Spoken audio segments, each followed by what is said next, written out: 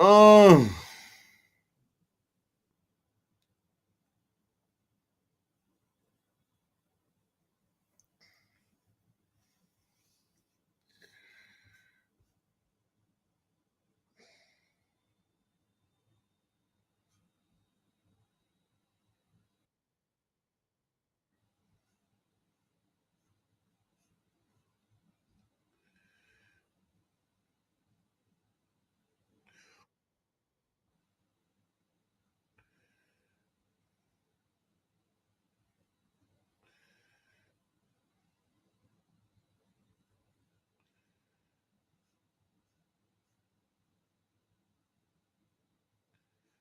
what's new?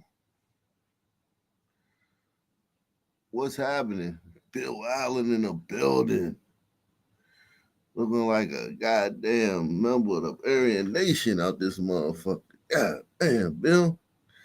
Bill look like he in the Aryan Nation.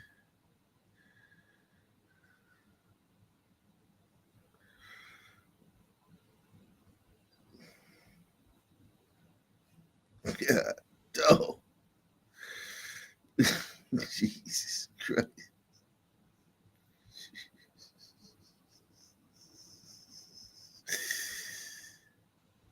Jesus.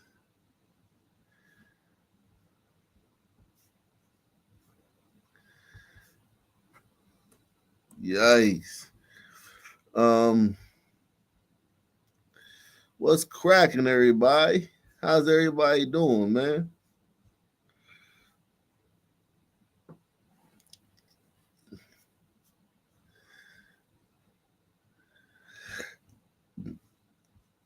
Me? Oh, I'm fine. Chilling. Chilling like a motherfucker. Chilling like a motherfucker.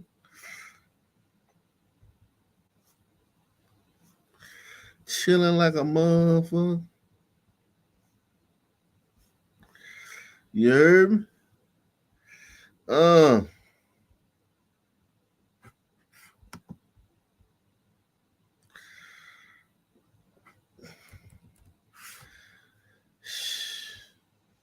supposed to snow tomorrow, man. That's good. My daughter don't got to go to school tomorrow. My daughter gonna be around the house with me. That's gonna be fun. Ugh.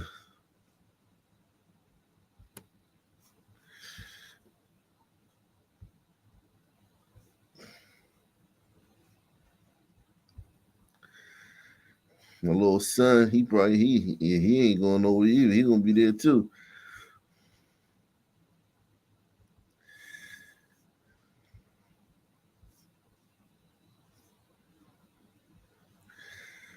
Uh,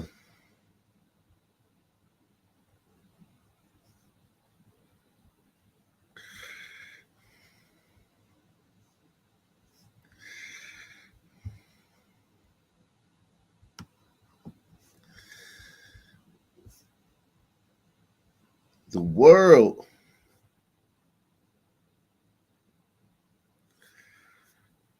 We got a great show for you guys tonight, man. We got a great show for you guys tonight, man.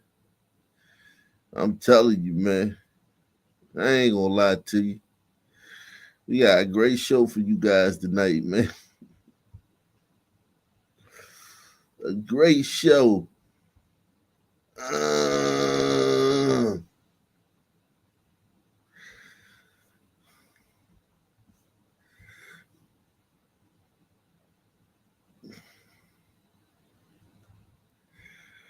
everybody hit that like button, man.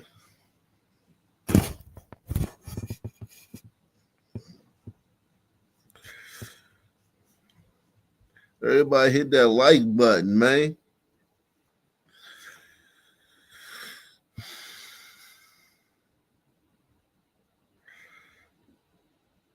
Nah, that's just me shaking my knee, man. That's just me shaking my knee, man. Uh,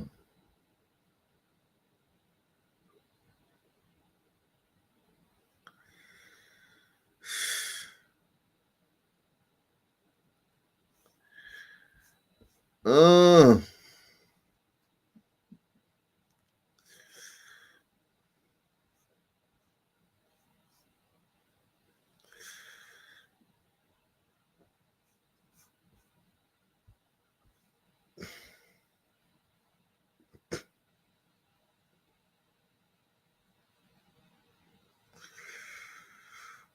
Oh, they recovered all the bodies from the plane. That's wonderful, man. That's wonderful, man. That's wonderful, man. They recovered all the bodies. That's wonderful. The biggest week of the NFL. Oops.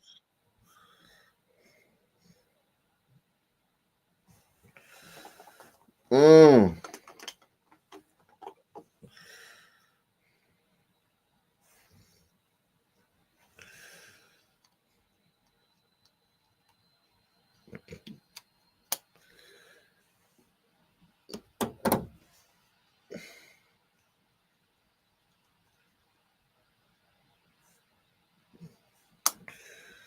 Tonight that we had this horrific crash involving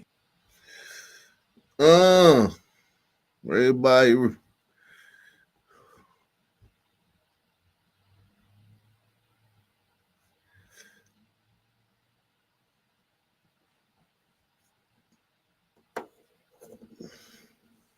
Damn, 50%. Jesus Christ.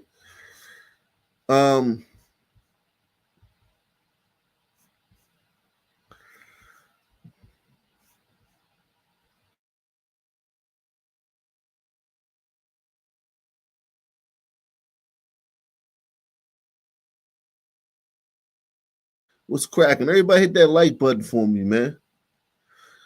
Smash that like button. Take that $7 challenge, man. $7 challenge, man.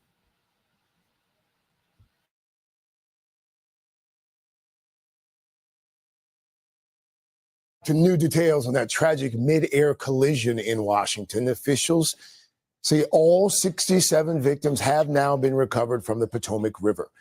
The investigation is revealing some new clues about what may have caused the crash. NBC's Tom Costello joins us now from Reagan National Airport. So, Tom, good morning to you. First of all, what do we know about the recovery efforts there in Washington? Well, it is hard to believe. It was a week ago tonight that we had this horrific crash involving the passenger jet and a Black Hawk helicopter right behind me in the water off of runway 33. And as you mentioned, all of the victims have now been recovered. 67 people who died on board the plane, on board the chopper. The remains have now been removed from the water and given to the medical examiner for a full identification. 66 of the 67 remains have now been positively identified. They will be handed over to the victims' families. You mentioned the efforts out on the water. The NTSB, the Coast Guard, the Army Corps of Engineers, police and fire divers have now been removing the wreckage. They have managed to recover the tail as well as the wings, as well as the fuselage. They've been working on the cockpit from the regional jet. That's been the focus over the last couple of days. Most of that is now up and out of the water from the regional jet. They will then quickly turn their focus to the Black Hawk helicopter and trying to lift it up and out of the water. Separately, now we have the NTSB saying that air traffic control tapes revealed that crash occurred at 300 feet. Why is that important? Because, of course, the chopper was not supposed to be flying higher than 200 feet. So if the crash occurred at 300 feet, the question is, why was that chopper at least 100 feet above where it should have been? They want to still look at the black box from the chopper. They want to read that data. They have the black box, but they first want to do a full forensics analysis on the Black Hawk helicopter itself before they then go back and compare and look at their data from the Black Hawk. So it has been a very busy few days indeed with the NTSB. Separately, American Airlines releasing a statement. Again, it's been now 1 week since this crash, and they say the night of January 29th forever changed our airline, and our hearts have been very heavy over the loss of lives of Flight 5342. We are grateful for the outpouring of support as we grieve the loss of our passengers and team members. And Craig, just a point here, the divers who have been in the water for the last week, as you would imagine, they are also dealing with a tremendous amount of stress, and their commanders are also worried about them. That's an important point. Tom Costello for us there at Reagan National. Tom, thank you. Hey, thanks for watching. Don't miss the Today Show every weekday.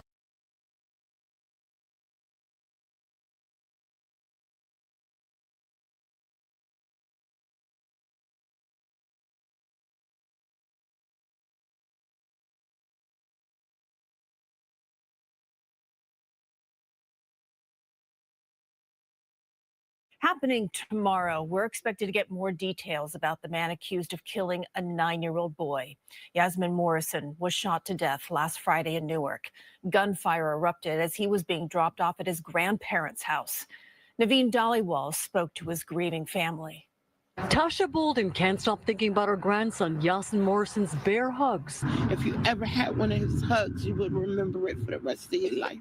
As she walks past the front of her house where he was shot on Friday, there is deep sadness. I'm going to miss the park. I'm going to miss you going to the supermarket with me. His grieving aunt looks at the deflated balloons that marks that spot. He just was the sweetest boy. He liked Incredibles. He liked Toy Story. And he loved his family. Police say Yasmin's father was dropping the 9-year-old off for a visit to his grandparents on Osborne Terrace when gunfire erupted. We just heard gunshot, and then the next thing we saw was Yasin laying on the sidewalk. Some relief for community in mourning as police announced an arrest. I feel elated that the city rallied around and everybody wouldn't stop until they got somebody. Police say Jesse Dunbar is now behind bars, and the 36-year-old is facing a slew of charges, including murder and attempted murder. And while this is welcome news for Yasin's family, it still doesn't take away their heartbreak. And I'm happy that they caught the person. Yeah, R.I.P. little dude, man. Hold on for one.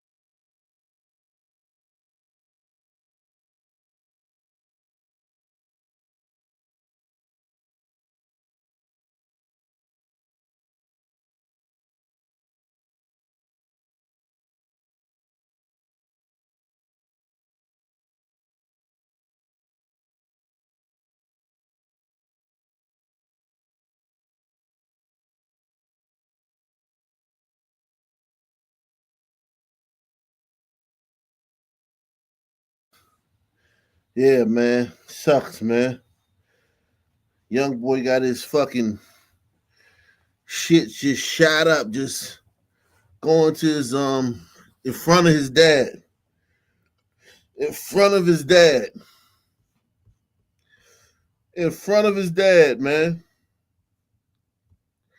I feel elated that the city rallied around and everybody wouldn't stop until they got somebody. Police say Jesse Dunbar is now behind bars, and the 36-year-old is facing a slew of charges, including murder and attempted murder. And while this is welcome news for Yasin's family, it still doesn't take away their heartbreak. And I'm happy that they caught the person, but it will never bring us Yasin back. It won't, but for now, this family is hanging on to memories of their greatest gift, who made his mark in his 9 short years. He taught me unconditional love. He taught me patience. He taught me humility. He taught me so many things that I'm going to miss that every day. In Newark, Naveen Dhaliwal, CBS News, New York. Sounds like a special young boy. Police say that another man was hit in the gunfire. He is expected to be.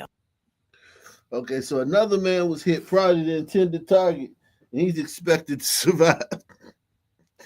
Jesus Christ, man.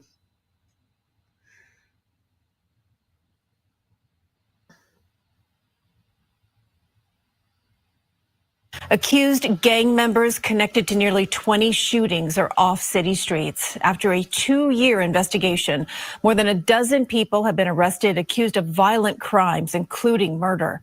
Jennifer Bisram has more from Brooklyn.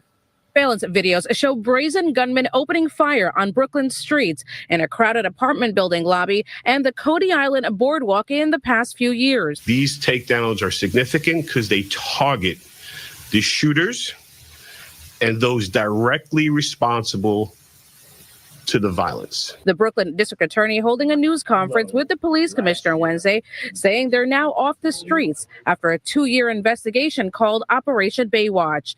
The takedown includes a 129-count indictment where police say 14 alleged members of the 59 Brims. God damn.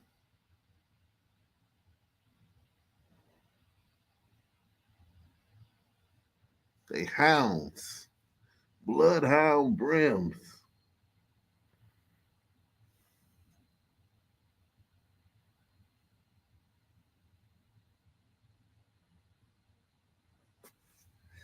Not a one fiber of good hair in that whole goddamn. Just a bunch of nappy-headed niggas, man. Not one straight hair in that motherfucking crew, man.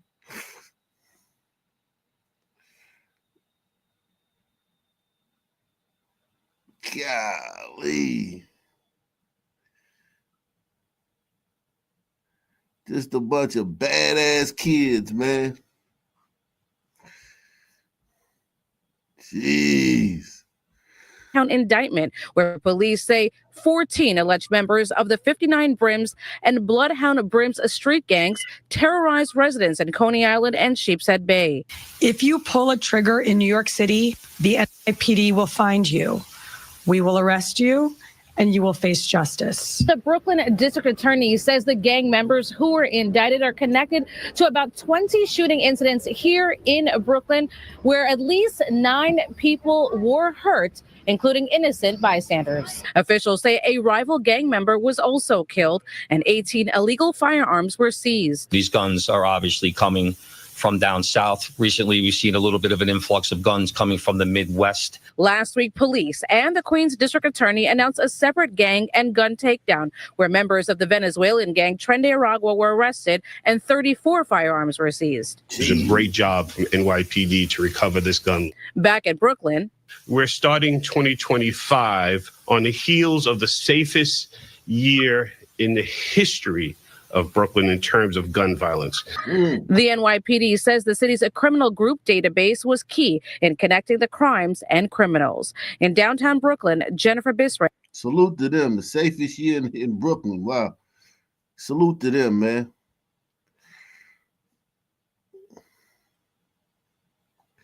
Okay, here go the guy who killed An that arrest boy. in the shooting death of a 9-year-old boy in Newark. Yassine Morrison, a nonverbal child with autism, had just arrived at his grandparents' home in Newark when gunfire rang out and hit him. Tonight, a 36-year-old man is charged in his murder. New Jersey reporter Tony Yates live in Newark with more on the man police now have in custody. Tony? It's funny when niggas choose to. If this nigga would have snitched or something, he'd be having his head down. But you kill a nonverbal 9-year-old with autism, a nigga will walk with his chin up, shoulders back, like, yeah. It's funny how niggas are weird, man. We the strangest race on the planet, man.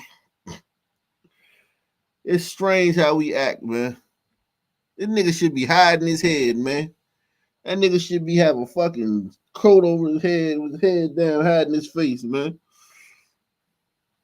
This when the nigga choose not to hide his face.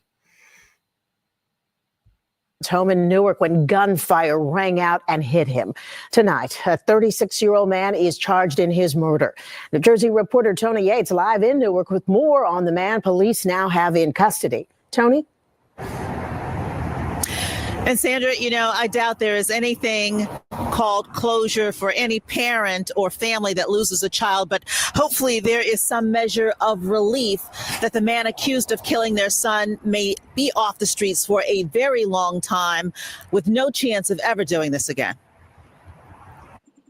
36-year-old Jesse Dunbar II in cuffs and in custody, now facing charges of first-degree murder, first-degree attempted murder, second-degree aggravated assault, and weapons charges. Yassine Morrison's family left to bury their 9-year-old son, who should have been able to safely walk up the stairs to his grandparents' home without the threat of gunfire on the street. Investigators believe Dunbar was stalking an unidentified 36-year-old man who was walking along the sidewalk on Osborne Terrace Friday evening when he allegedly pulled out the gun, firing, injuring the man, but a bullet fatally striking the little boy who was nonverbal and had autism. His parents, Alexis McGee and Savon Morrison, who spoke to us on Monday, had hoped with family and friends and their outraged community that an arrest would come quickly. The way he died, he doesn't deserve that. I shouldn't have to bury my 9-year-old. That's what I really got to say about this situation. I hope this guy answers for what he did to my son. 5 days later, that day has come.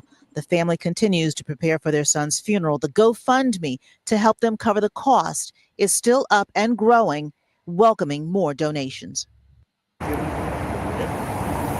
And the Essex County Prosecutor's Office will hold a press conference at 10 a.m. tomorrow morning to give out more details on this arrest. For now, we're live in Newark. Tony Yates, Channel 7 Eyewitness News.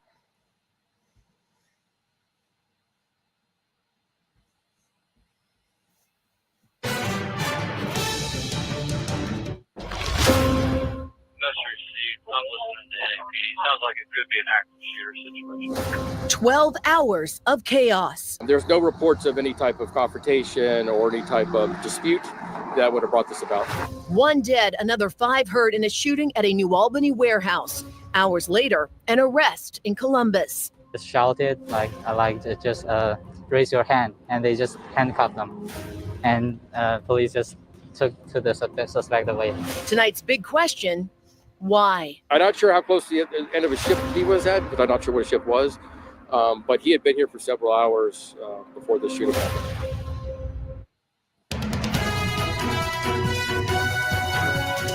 ABC 6 News at 5 on your side starts now.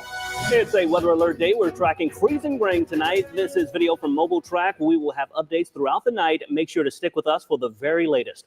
But first tonight, we are following that workplace shooting in New Albany.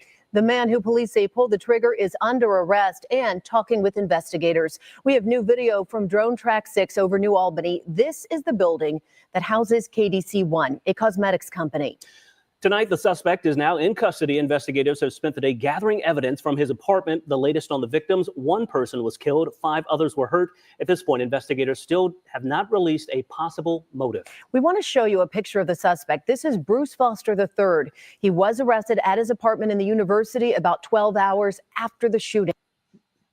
So a black man did a mass shooting and got arrested because, black people love to say, white people can shoot 50 people and they walk away. A black man can't even get pulled over for a traffic stop without getting killed.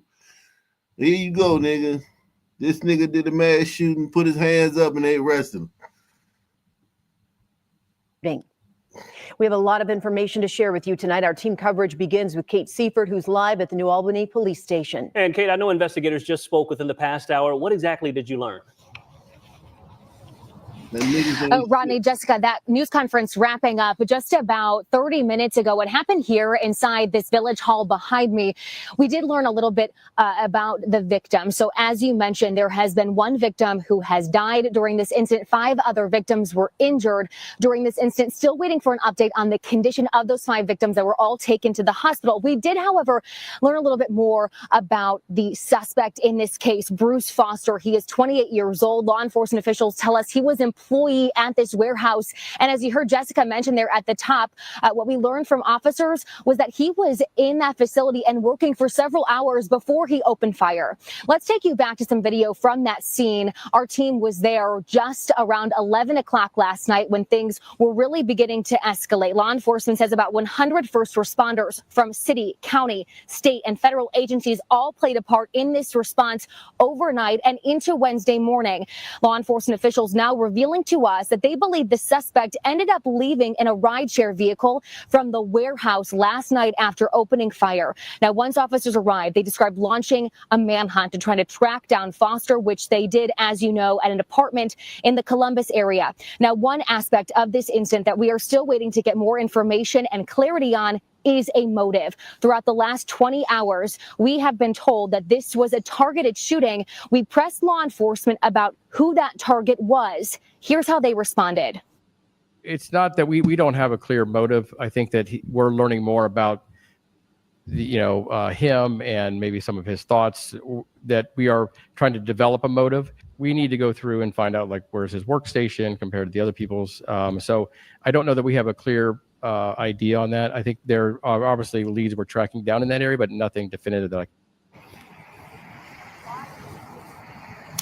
An ATF special agent was here, and we learned more about the weapon that Foster used. We know that he bought that gun back in September. They say he lawfully purchased the firearm.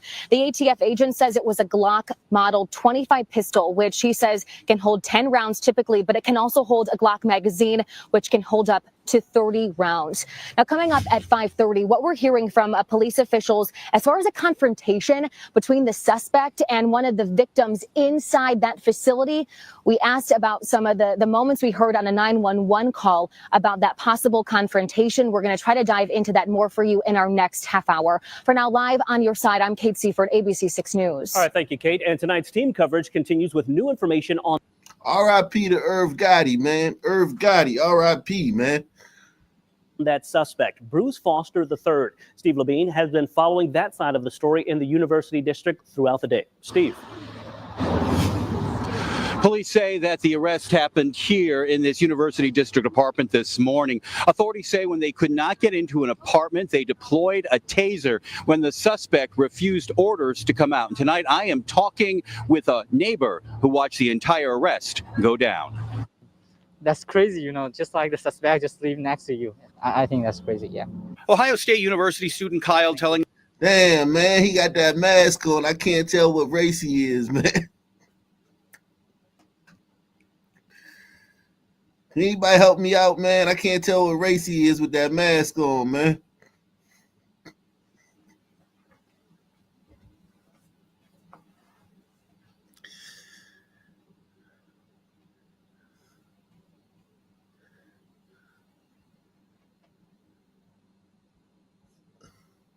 Us he was studying in his second floor University District apartment Wednesday morning when he heard yelling outside in the hallway. The police just shouted just raise your hand, and they just handcuffed them, and police just took to the suspect away. He surrendered quietly? Yes. That suspect police arrested, 28-year-old Bruce Foster III, now charged with murder in Tuesday night's deadly warehouse shooting in New Albany. Luke telling us Foster had been living in a one-bedroom apartment next to him for several months. Have you had any previous conversations with him? What was he like while he was living next door? No, but one of my friends have seen the suspect before when studying in a study room, but we did not have conversation to him. And of course he was studying and shit. They always try to throw that shit in your face. Yeah, I be studying and shit. Previous conversations with him? What was he like while he was living next door? No, but one of my friends have seen the suspect before when studying in a study room, but we did not have conversation to him. An apartment resident sending us this photo of the U.S. Marshal Service outside the apartment building shortly before they took Foster into custody. That's pretty crazy. I mean, we come here pretty often, so that's pretty crazy. And our cameras were there in North Columbus early Wednesday morning when police searched an apartment complex for Foster, but unable to find him. We've learned Foster graduated from Brookhaven High School in 2014 and then graduated from... Okay, an educated black man. It's an educated black man. They was right, man. They said the biggest fear, they said, the biggest fear is an educated black man. They wasn't lying, man. But unable to find him. We've learned Foster graduated from Brookhaven High School in 2014 and then graduated from Columbus State Community College in 2019 with an Associate of Arts degree. Shortly after Foster's arrest, Ohio Bureau of Criminal Investigations and New Albany Police were moving evidence bags from the building. A chaotic scene this Ohio State student will never forget. It's kind of crazy to us because, a suspect, a very dangerous suspect, just live next to your door. That's terrible, We did check Foster's court history. No other criminal charges have been filed, but he does have several traffic misdemeanors. Well, wow, he don't got no fucking educated black man with no criminal record. Salute, man. What a waste, man. We finally had one, man. We finally had one, and this motherfucker went and fucked it up by doing a mass shooting. Shame on you, brother. Jesus Christ, you disgust me, man. Get off of my screen, man.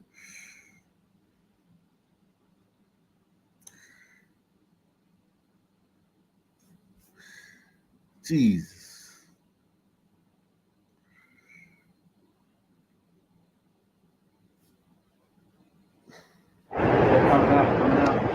Here he comes.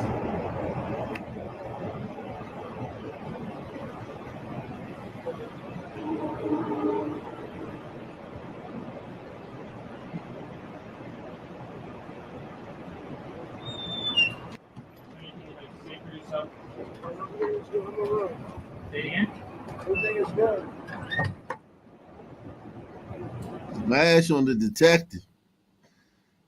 Wee. This man was arrested for forcibly kissing and touching an 11-year-old girl in Harlem. You do something wrong?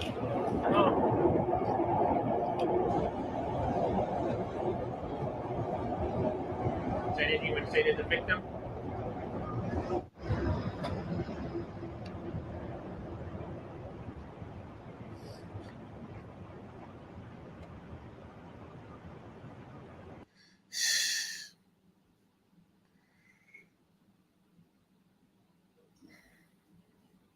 Jesus Christ.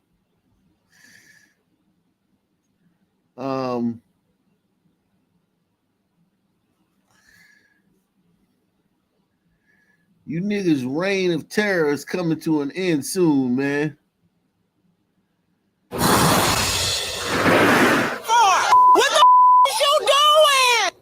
We are learning more about that disturbance at Crosstown Concourse that ended with several people being detained by police, including Shelby County General Sessions Court Clerk Tammy Sawyer.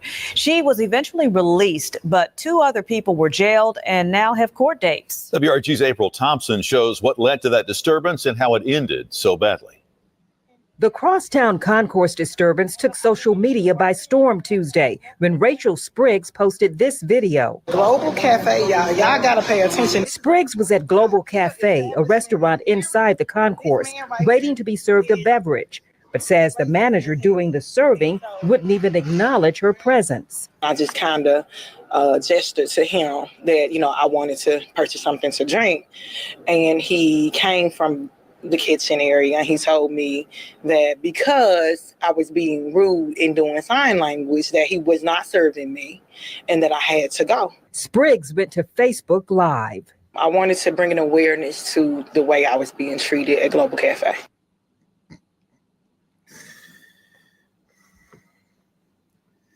Okay, fine, sister, fine. Okay. I told him that there was no need to call the cops, that I was leaving. He still decided to call the cops and tell them I had a mental issue, and that he didn't know whether or not I had a weapon. Crosstown security arrived and Spriggs says they got aggressive. When she didn't leave, the manager called Memphis police, who removed her from the restaurant while the Facebook Live video rolled. Don't touch me, man. Hey, whoa. It got the...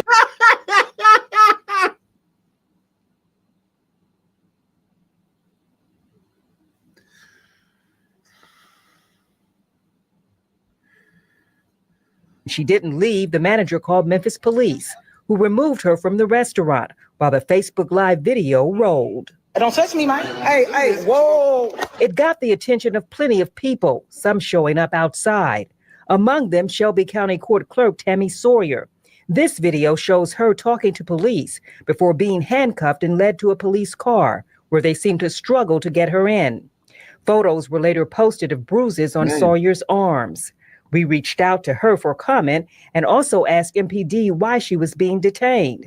We were waiting to hear back. While all of that was going on, video posted on social media shows several people gathering outside here on the concourse, getting into a verbal altercation with police. And when officers tried to move them away, the video shows those people and several officers fell to the ground. MPD once again escalated the situation. Police say they detained 4 people. Oh, so the cops escalated the situation. Sister feelings was hurt because the dude kind of like played her. Dude played her. Dude told her, man, don't be doing like this. Use.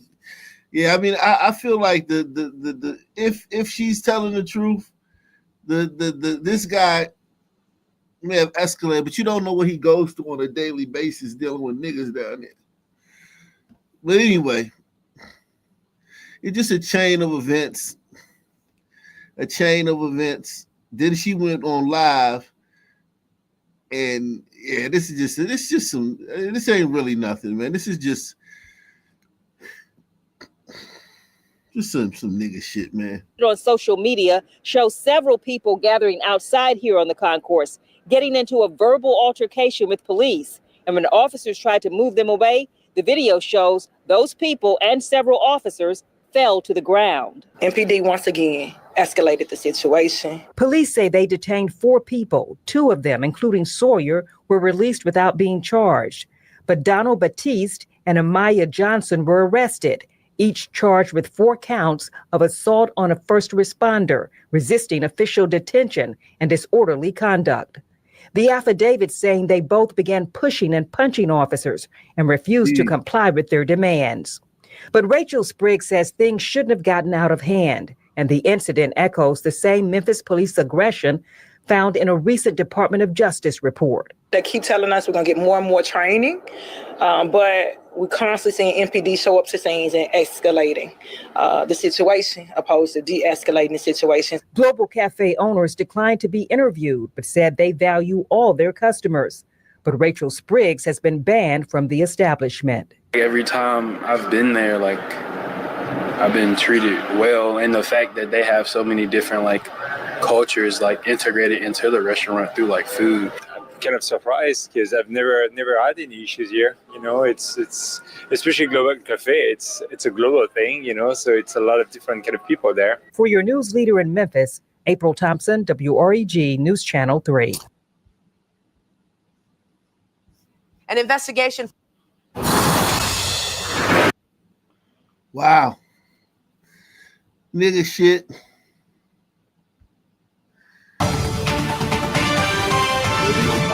So now that was at a concourse where you got a bunch of restaurants. And this right here, this is at a bar, man. Niggas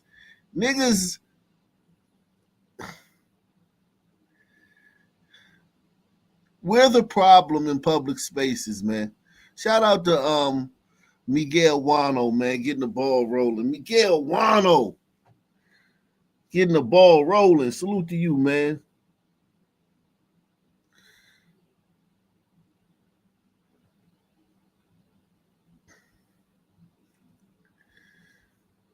Niggas are a problem in public spaces. We're going to get into that with what Trump's about to do to them. Trump's going to take care of this, man. Trump's going to send a message that niggas are going to respond to. That's why I titled this live, Black Mothers Have a Problem, because you black mothers, y'all think y'all got you think it's hard visiting your sons in jail now. You complaining about the conditions in these American jails now. Trump got something for you, fucking goddamn thug printing machines. He didn't know what he was saying. He didn't know what was going on. A Mid-South man is recovering tonight after being beaten and shot at a popular Midtown bar. This happened at TJ Mulligan's Sunday evening. Well, tonight the victim is speaking out, sharing the moments that led up to the assault. And they spoke only to Fox 13's Sierra Jordan. The victim did not want to be on camera in fear of retaliation. He told me he was brutally attacked and shot right here at TJ Mulligan's in Midtown. He says it's a miracle he is alive. What do you mean fear of retaliation? What do you mean fear of retaliation? They shot you. That's fucked up, man. Niggas shoot you and you gotta hide out for fear of retaliation. God damn, it's rough being a nigga, man. It is rough being a Negro, man.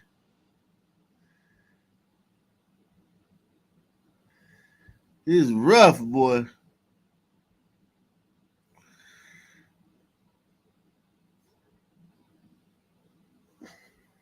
Yeah, man, leave her alone, man. Shorty, she cute, man. Leave her alone, man. She's sitting here with her little hair hat on, doing her little job, man. You messing with her for, man? Messing with Sierra for, man? The victim did not want to be on camera in fear of retaliation. He told me he was brutally attacked and shot right here at TJ Mulligan's in Midtown. He says it's a miracle he is alive today. I didn't know it was my last time breathing. So. A Sunday night out at TJ Mulligan's in Midtown turned into a nightmare for a 27-year-old man. The victim told Fox 13 he went to use the bathroom before leaving the popular bar. He says a TJ Mulligan's employee followed him inside the bathroom and became verbally aggressive with him. Some guy came up to me, pulled out a knife. As I turned around, started walking out the door to avoid everything. All I remember was somebody swinging at me. Police say the verbal altercation moved to the bar area. The victim says the employee punched him in the face several times. Then another man joined the altercation and started beating the victim. That is when police say a shot was fired, hitting the victim in the leg. Preying on my child, beating him, putting him in handcuffs and allowing the other employees to beat him in his face while the other person holds a gun to his head. The victim's mother did not want to share her name to protect her identity. She told Fox 13 a security guard detained her son and not the shooter. She says the shooter left the scene before police arrived. Police say at first the victim was considered a suspect, but they realized he was a victim and released him. How did you let a person get a weapon? And for me to be in handcuffs, why did the guy that shot me didn't get in handcuffs? Why am I in handcuffs? Like, what did I? It makes me think twice about everything. If you take a look at the front door of the bar, it says no firearms or weapons are permitted on this property. The victim's mother says they're demanding justice and want everyone involved held accountable for their actions. He almost lost his life and he got shot. That's a lot of rounds. A lot for me to take in. I reached out to Memphis police for an update. They say this is an ongoing investigation. Now, a GoFundMe has been set up to help the family with medical costs and other expenses.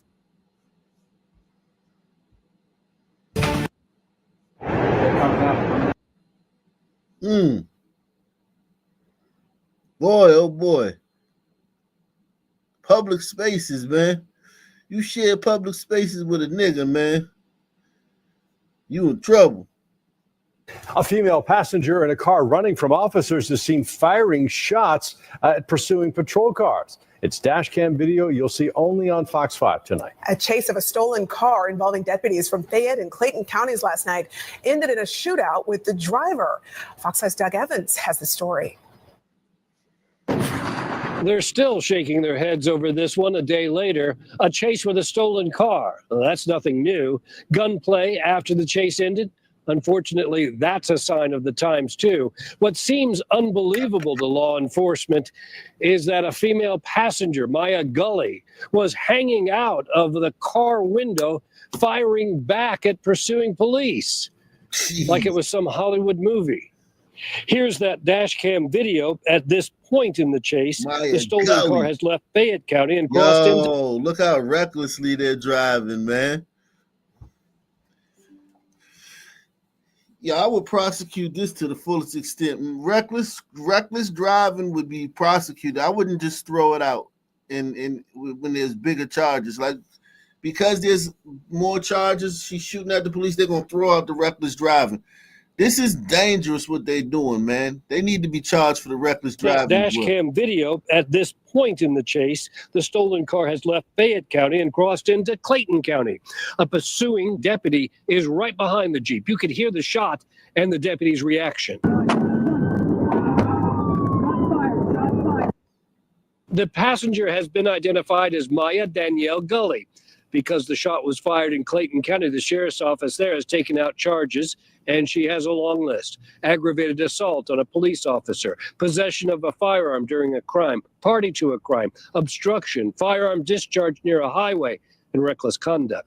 This all started around 7 p.m. Monday when a Fayette County deputy pulled over a car connected to a string of car break-ins in the city of South Fulton. As the deputy walks up to the car, it's seen speeding away.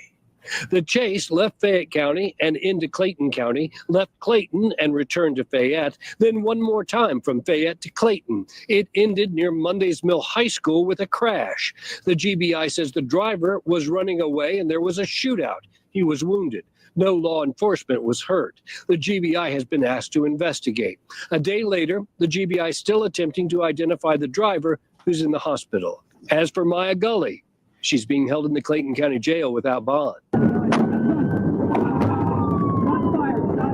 Fayette County Sheriff Barry Babb says they've turned over the prosecution to Clayton County because the more serious charges happened there. In Fayette County, Doug Evans, Fox 5 News. The Tampa police say a hit-and-run driver intentionally struck 4 different people with his car during this deadly crime spree. This was last night, and it finally ended on I-275, where police shot and killed the driver hours after it began in a South Tampa parking lot. Fox 13's Ariel Placencia is live in Tampa tonight to tell us more about this scene, Ariel. Well, Allie, we know that the suspect was involved in 4 hit and runs. So we have 4 different victims, and sadly, we know one of them has died. Now, police later chased the suspect onto 275. It was all caught on video, and this all ended with an officer-involved shooting and the suspect dead on scene. Around 8:30 p.m. Sunday, Tampa police said Jeremiah Bailey got into an argument with victim number 1 at the Dollar General at Dale Mabry and Interbay in South Tampa. After that, victim number 1 headed to a nearby friend's house on Meadow Street at MacDill, and Bailey followed him. That friend is Gerald Smith. I mean, the guy got out of his car saying something in gibberish and then just picked up one of the chairs, threw it at us. Smith said he and his friend had never seen Bailey before. Tried to hit me with the car, then stopped. And then my buddy walked out. And then in the street, and then he hit my buddy, and then that's when I started letting off the shots. TPD confirmed shots were fired. Smith's friend is going to be all right. Meanwhile, neighbor Mark Bell recorded this video of the scene. It's very disturbing. It's very shocking. Police say Bailey continued up MacDill, where he, quote, left the roadway and appeared to intentionally strike victim number 2, who's in the hospital in critical but stable condition. Shortly after that, Bailey intentionally hit victim number 3 on Interbay Boulevard, investigators say. Police have not identified that pedestrian, who later died of his injuries. Wow. Bailey hit his 4th and final victim in West Shore, just south of the airport. Victim number 4's wife reportedly told 911 dispatchers the suspect's car jumped over the curb and swerved to hit her husband, who is expected to survive. The car we're following is a homicide suspect. Around 10:30 p.m., officers followed Bailey northbound on I-275 to the Howard and Armenia exit. After using a special maneuver to get Bailey to stop, officers said the 48-year-old would not listen to commands, and they feared for their lives.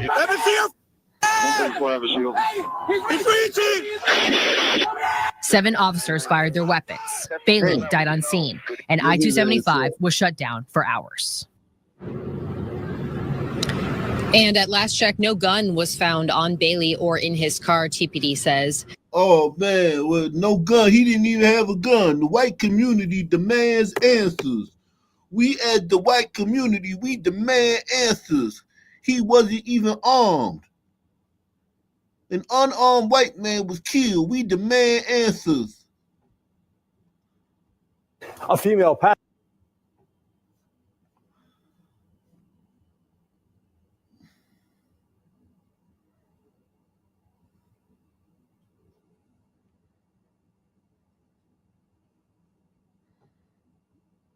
state is getting closer to carrying out the first execution this year. Demetrius Frazier set to die sometime between midnight. Big Larry in the building. Shout out to Hot Black.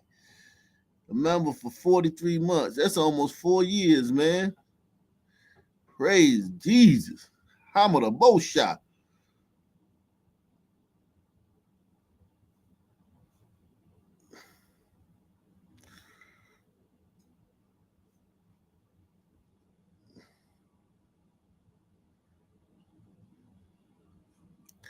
This brother right here. The state is getting closer to carrying out the first execution this year. Demetrius Frazier set to die sometime between midnight tonight and 6 a.m. Friday, unless a last-minute stay blocks his death sentence. WVTM 13's Gladys Bautista in Atmore with more details on his case. Gladys, you're set to be a state witness tomorrow. Yes, I am. Within the last hour, I wrapped up a conversation with Frazier's mother, Carol, who tells me that she is still hopeful that Michigan Governor Gretchen Whitmer will intervene. But as you guys mentioned, the time for that is dwindling. Frazier is set to be executed within the next 24 hours, now less than 24 hours. And this will be the end of what has been a legal battle almost to the finish to stop this, what will be a historic execution, from happening. His mother begging the governor of Michigan to intervene just last week. Frazier was convicted of the 1991 capital murder, rape, and robbery of Pauline Brown in Birmingham. 1991? Fuck. This nigga been on death row for 34 years.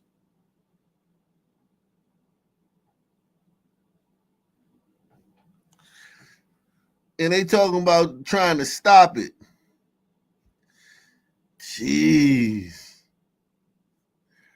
Just last week, Frazier was convicted of the 1991 capital murder, rape, and robbery of Pauline Brown in Birmingham. While Frazier is on death row here in Alabama, he is still technically an inmate of the state of Michigan, which has no death penalty after being convicted of murdering a teenager there. His mother, Carol, arrived here yesterday from Michigan to be with him and described what the conversations with Frazier have been like. If Whitmer changes her mind at the last minute, it would be a miracle. But if not,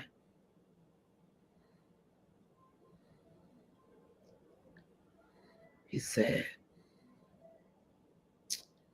Mom,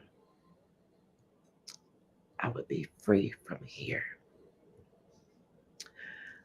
I would be able to see my grandmother and the rest of my family.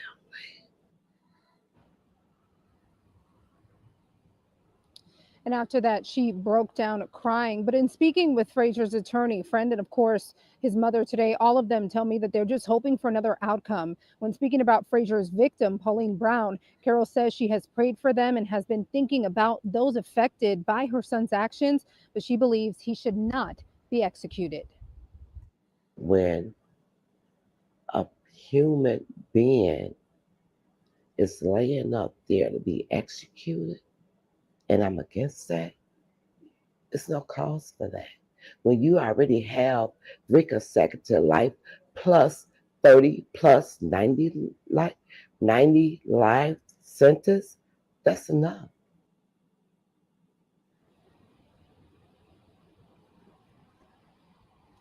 I spoke with Pauline Brown's daughter today. We had about a 5-minute conversation, and she tells me after her mother's death in 1991, it really ricocheted, and in the years after, it felt like their world was turned upside down. So she feels as if this execution, if it goes through tomorrow, she says it will be justice for her and her family. Guy, Sherry.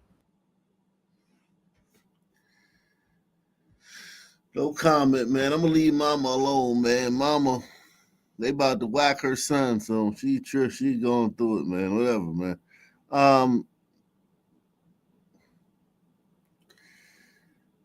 Let me drop the link, man.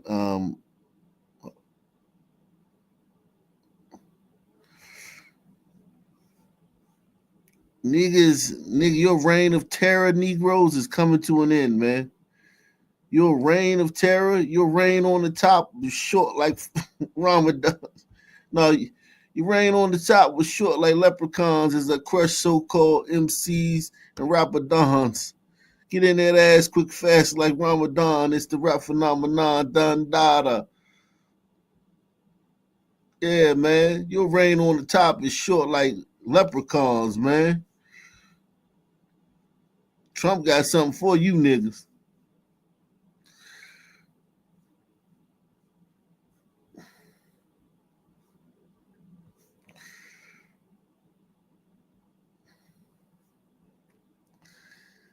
Yep.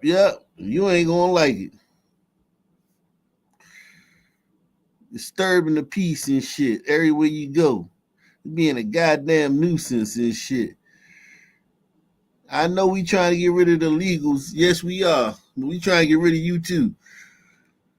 We not just trying to get rid of the illegals. We trying to get rid of y'all too, man.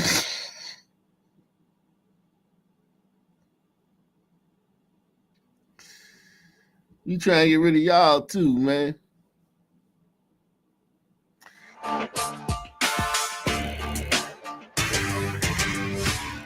President Donald Trump is now considering a slightly different kind of deportation.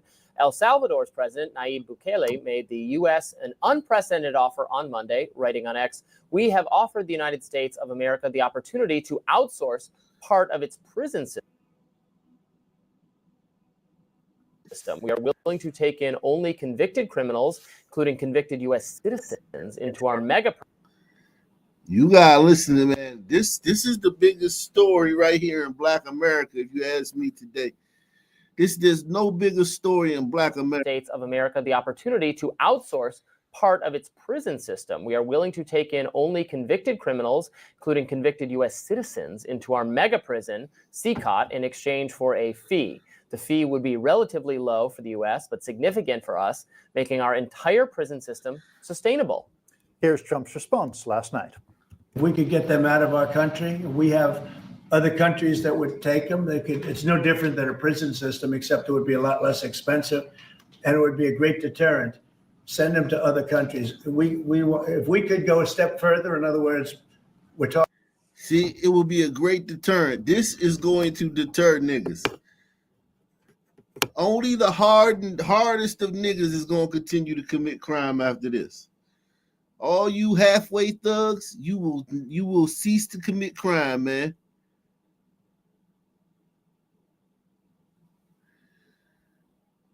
All you halfway niggas, ain't no such things as halfway crooks. They never around when the beef cooks.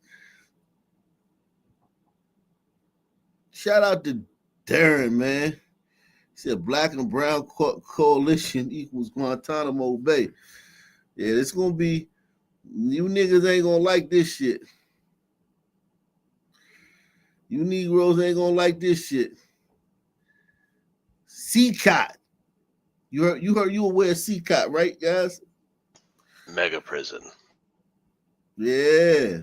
Where it gets, these niggas ain't, they gonna whine and fuss, and it's gonna be a whole bunch of racism, and all we knew that the end goal of all this was to deport niggas. No, criminals and all that shit. Yes, this is going to get your attention, niggas. Shout out to Cap One, man.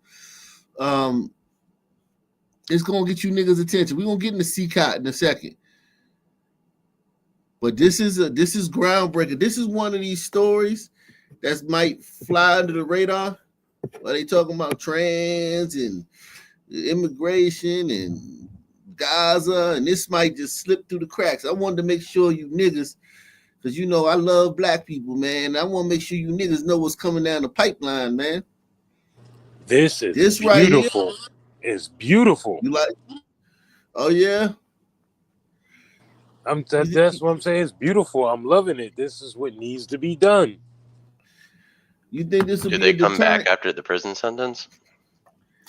Hell no. No. They lose all rights. Bye. Because I'm telling you, they go to jail down there, man. Listen, man, look. Yeah, they might not come back. Yeah, they might not come back. They might not come back. You don't want them back after they go down there, man. They're gonna be fucking scarred, man. Well, I didn't say I wanted them back. It sounded like you did, but I mean, you know, you gotta see you going soft on this, man. I was really asking, like, if they could keep them for us. Is more the frame of that question. Hopefully, man. Yeah, man. Shout out to Gauch Merlot, man. Maybe our prison system can learn something from El Salvador.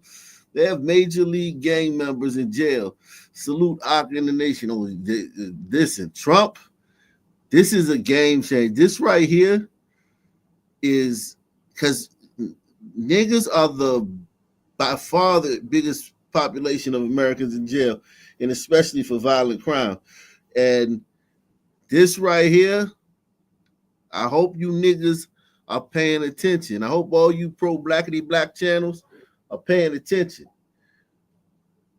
We could get them out of our country. We have other countries that would take them. It's no different than a prison system, except it would be a lot less expensive, and it would be a great deterrent. Send them to other countries. If we could go a step further, in other words, we're talking about getting the criminals out of our country that come in through other countries illegally, right? The illegal migrants, as I call them.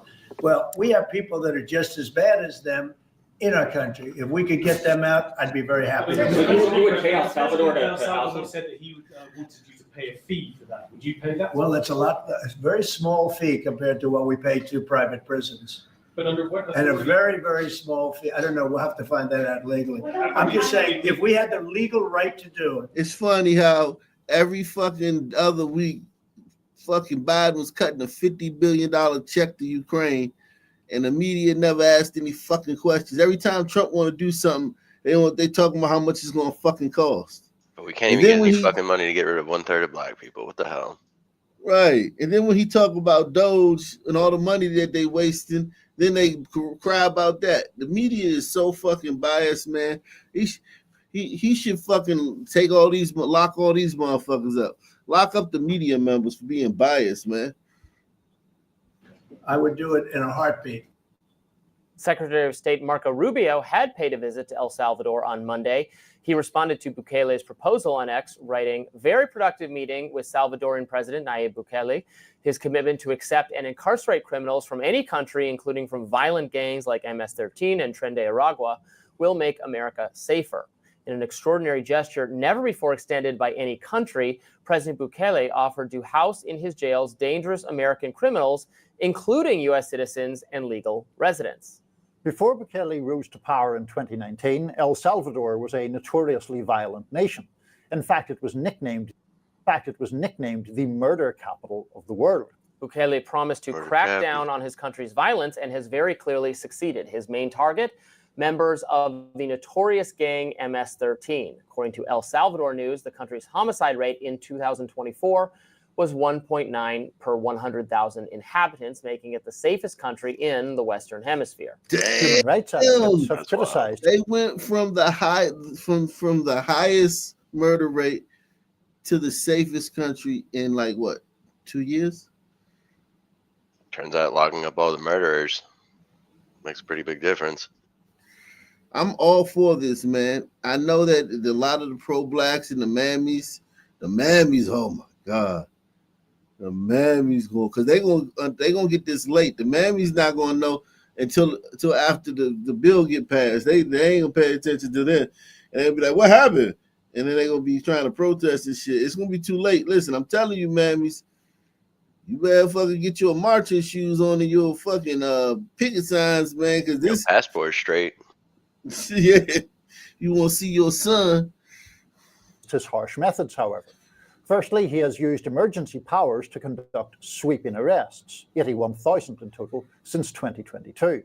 Prisoners also face lack of due process measures, and the State Department warned in a travel advisory. Well, our prisoners are going to have due process because we have a due process. We got a fucking nigga that's been in on death row since 1991, and they still trying to prevent him from getting killed today. Yeah, you can get the glider experience over here. Don't worry. But once we're done, we're gonna send you to the Aztecs.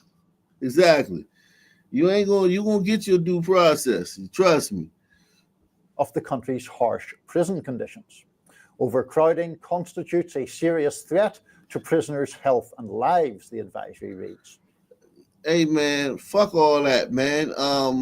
Stabbing people and shooting people constitutes a serious threat to citizens' lives, man. Due And many process. What we facilities, gonna do is provisions for process your ass to a different country, to a different prison, and to a prison in a different country. I'm telling you, this is groundbreaking. This is beautiful. You know how long I've been waiting on something like this? Oh my gosh. Yeah, you ain't gonna be playing cards in that fucking prison. You ain't gonna be fucking hanging. You ain't gonna be fucking being involved in gang politics and fucking having conjugal visits and shit, making fucking oodles and noodles, fucking goddamn dishes, gourmet oodles and noodles and sausage dishes. Motherfucker, your ass is gonna be. We gonna get into that next, man.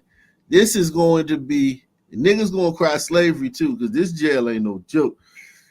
For sanitation, potable water, ventilation, temperature control, and lighting are inadequate or non-existent. Bukele has showcased in the past what his prisons look like. Here's a preview of CCOT, a maximum security prison in El Salvador that currently holds around 14,500 inmates.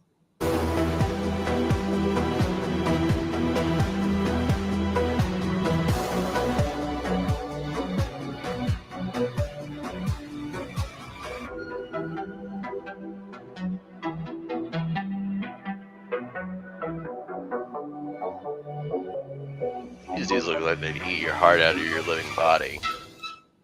Conservative. And listen, those motherfuckers are hardened gang members. Like, these are hard gang, and they do everything they're told. Everything they're told. They don't roll their eyes. They don't suck their teeth. They don't huff. They don't talk under their breath. Okay? None of that shit. Conservative commentator Jake Beckett wrote on X, deterrence is the most important factor in maintaining law and order. Imagine the chilling effect on future crime in the U.S. when criminals realize they face the possibility of doing hard time in El Salvador. Boyd Institute fellow Michael Gurman said, on the other hand, send everyone with a life sentence to El Salvador will be much cheaper than here in the U.S. Love this idea. Meanwhile, senior fellow at American Immigration Council Aaron Reichland Melnick wrote on Blue Sky, I don't care what Bukele says, they cannot deport Americans, and I'm glad the AP didn't mince words or say something mealy-mouthed. It just is not legal under any law, or any reading of any law, or any even weird little quirk of any law. It's not a thing. Riot Platform's VP of Research, Pierre Rochard, posited, can we send Bob Menendez? To which Bukele responded, yes, we'll gladly take him. Not a sympathetic person to spare the trip to El Salvador. However, I do agree that I don't think sending criminals, even very violent or dangerous criminals who are American citizens to El Salvador is something we could legally do. I suppose that topic would need to be explored. I am not for that. However, if they want to take violent, illegal immigrant criminals, that is another matter and seems fine by me. So a couple of things. It seems pretty clear cut from everything I've read that indeed it would not be legal. The United States government cannot deport American citizens to serve prison sentences elsewhere, El Salvador or anywhere else. Now, you're right that the issue of non-citizens, migrants, etc., is different. And obviously, Trump is in the process of trying to get various different arrangements in different countries for that. I suppose what I think of as the more distasteful element in all of this is the kind of glee with which people are imagining this idea, setting it aside. Oh, God, why are all Brits so fucking pussified? Every goddamn fucking limey, whatever the fuck they call you, a fucking this is why your country's going to shit. Oh my God, look at those teeth. The legalities of it. Yeah, that teeth, man. I mean, golly, man. That's a thing, man. That's such a thing over there, man. wouldn't it be great if we sent our criminals to serve hard time or to serve under particularly oppressive conditions in El Salvador? No, not really. No, I mean, there are genuine human rights concerns about those prisons. It's not as if the American prison system is some sort of walk in the park itself. There have been all kinds of very unpleasant. Yeah, sir, it is a walk in the park. So if you're a gangbanger and you're living the street life, I mean, like what, stabbings and fights and riots and shit, and fucking, that's all the shit you be doing on the street. It is a walk in the park for them. It's the same shit they do on the streets. Dangerous incidents in American prisons. So I don't really get this glee, even if it is Americans who have been found guilty of serious crimes, this idea that, oh, we can just ship them off to El Salvador and this guy can take care of them. I don't find that useful or constructive. Yeah, El Salvador presents an interesting case. I mean, there are trade-offs between liberty and safety. You know, as someone who cares about liberty a lot, you know, I've watched the videos about this El Salvadorian prison and what they've done there and the kind of, you know, mass incarceration of people associated with these gangs. And it does make me a little bit uncomfortable. On the other hand, El Salvador had a massive violent crime problem that this tactic of significantly locking up people associated with gang activity and putting them in this prison has helped reduce their violent crime rate substantially. So it's it comes down to your priorities. What do you want to do? Well, it has, but I mean, that is the danger, isn't it? That we go down this road of saying, well, for the sake of security, we'll just lock people up in a mass scale or without. Yes, pussy. Yes. Yes. It's coming from a guy whose country used to put prisoners and criminals on wooden ships and ship them across the Atlantic to unknown lands. Yeah, ship them to Australia. They had a whole penal colony, man. Yeah, man. Yes, that's what I said. Listen, you know, we call what did I say that the other night? What we call them? What 14A citizens? Yeah, you know, that 14th Amendment. You know, listen, you have no rights any longer. Bye bye. You're taking people's lives. You know, you're making lives rough and tough for the law-abiding citizen, everyday, you know, hardworking person, and the potential future of these children and these babies. Listen, like I said, I am 100% for this. If this scares, pardon my French, scares these motherfuckers straight, you know, like, yo, I'm not taking no chances. Yep, send them. I'll help fund it. Really, Hey, man? there's a pretty common saying, and it's desperate times call for desperate measures. Facts. And we're well past desperate. Wow. Let's see about this prison. I hope they can change the law, though. He said that it's not legal. Maybe we can get change the law, man. While we got the Supreme Court and the Congress and the Senate, we need to push through something where we can change this law. Whatever stipulation in the law is preventing this from happening, we can change it so we can get rid of these fucking apes, man, and these niggas, man. And that sit them down here. uncomfortable. Even as I'm stepping through these doors, I don't fully grasp what we're about to walk into. Suddenly, you're hit with the intense gaze of dozens locking onto you. These men described as the worst of the worst, tattooed with reminders of fucking Yeah, what can you goddamn do with this? Aztecs, Just man. look at them. Tatted up from head to toe. Salute the Clan Lagan. He says, talk the talk, now walk the walk. Andy Armour in the building. Shout out to Andy Armour. of El Salvador's dark past. It's tense and uncomfortable. But here, officials say comfort isn't meant to exist. There's no mattresses, there's no sheets. You've got a toilet over here for them to go to the bathroom. You've got this basin here that they use to bathe themselves. And then you can see. Wow, a basin.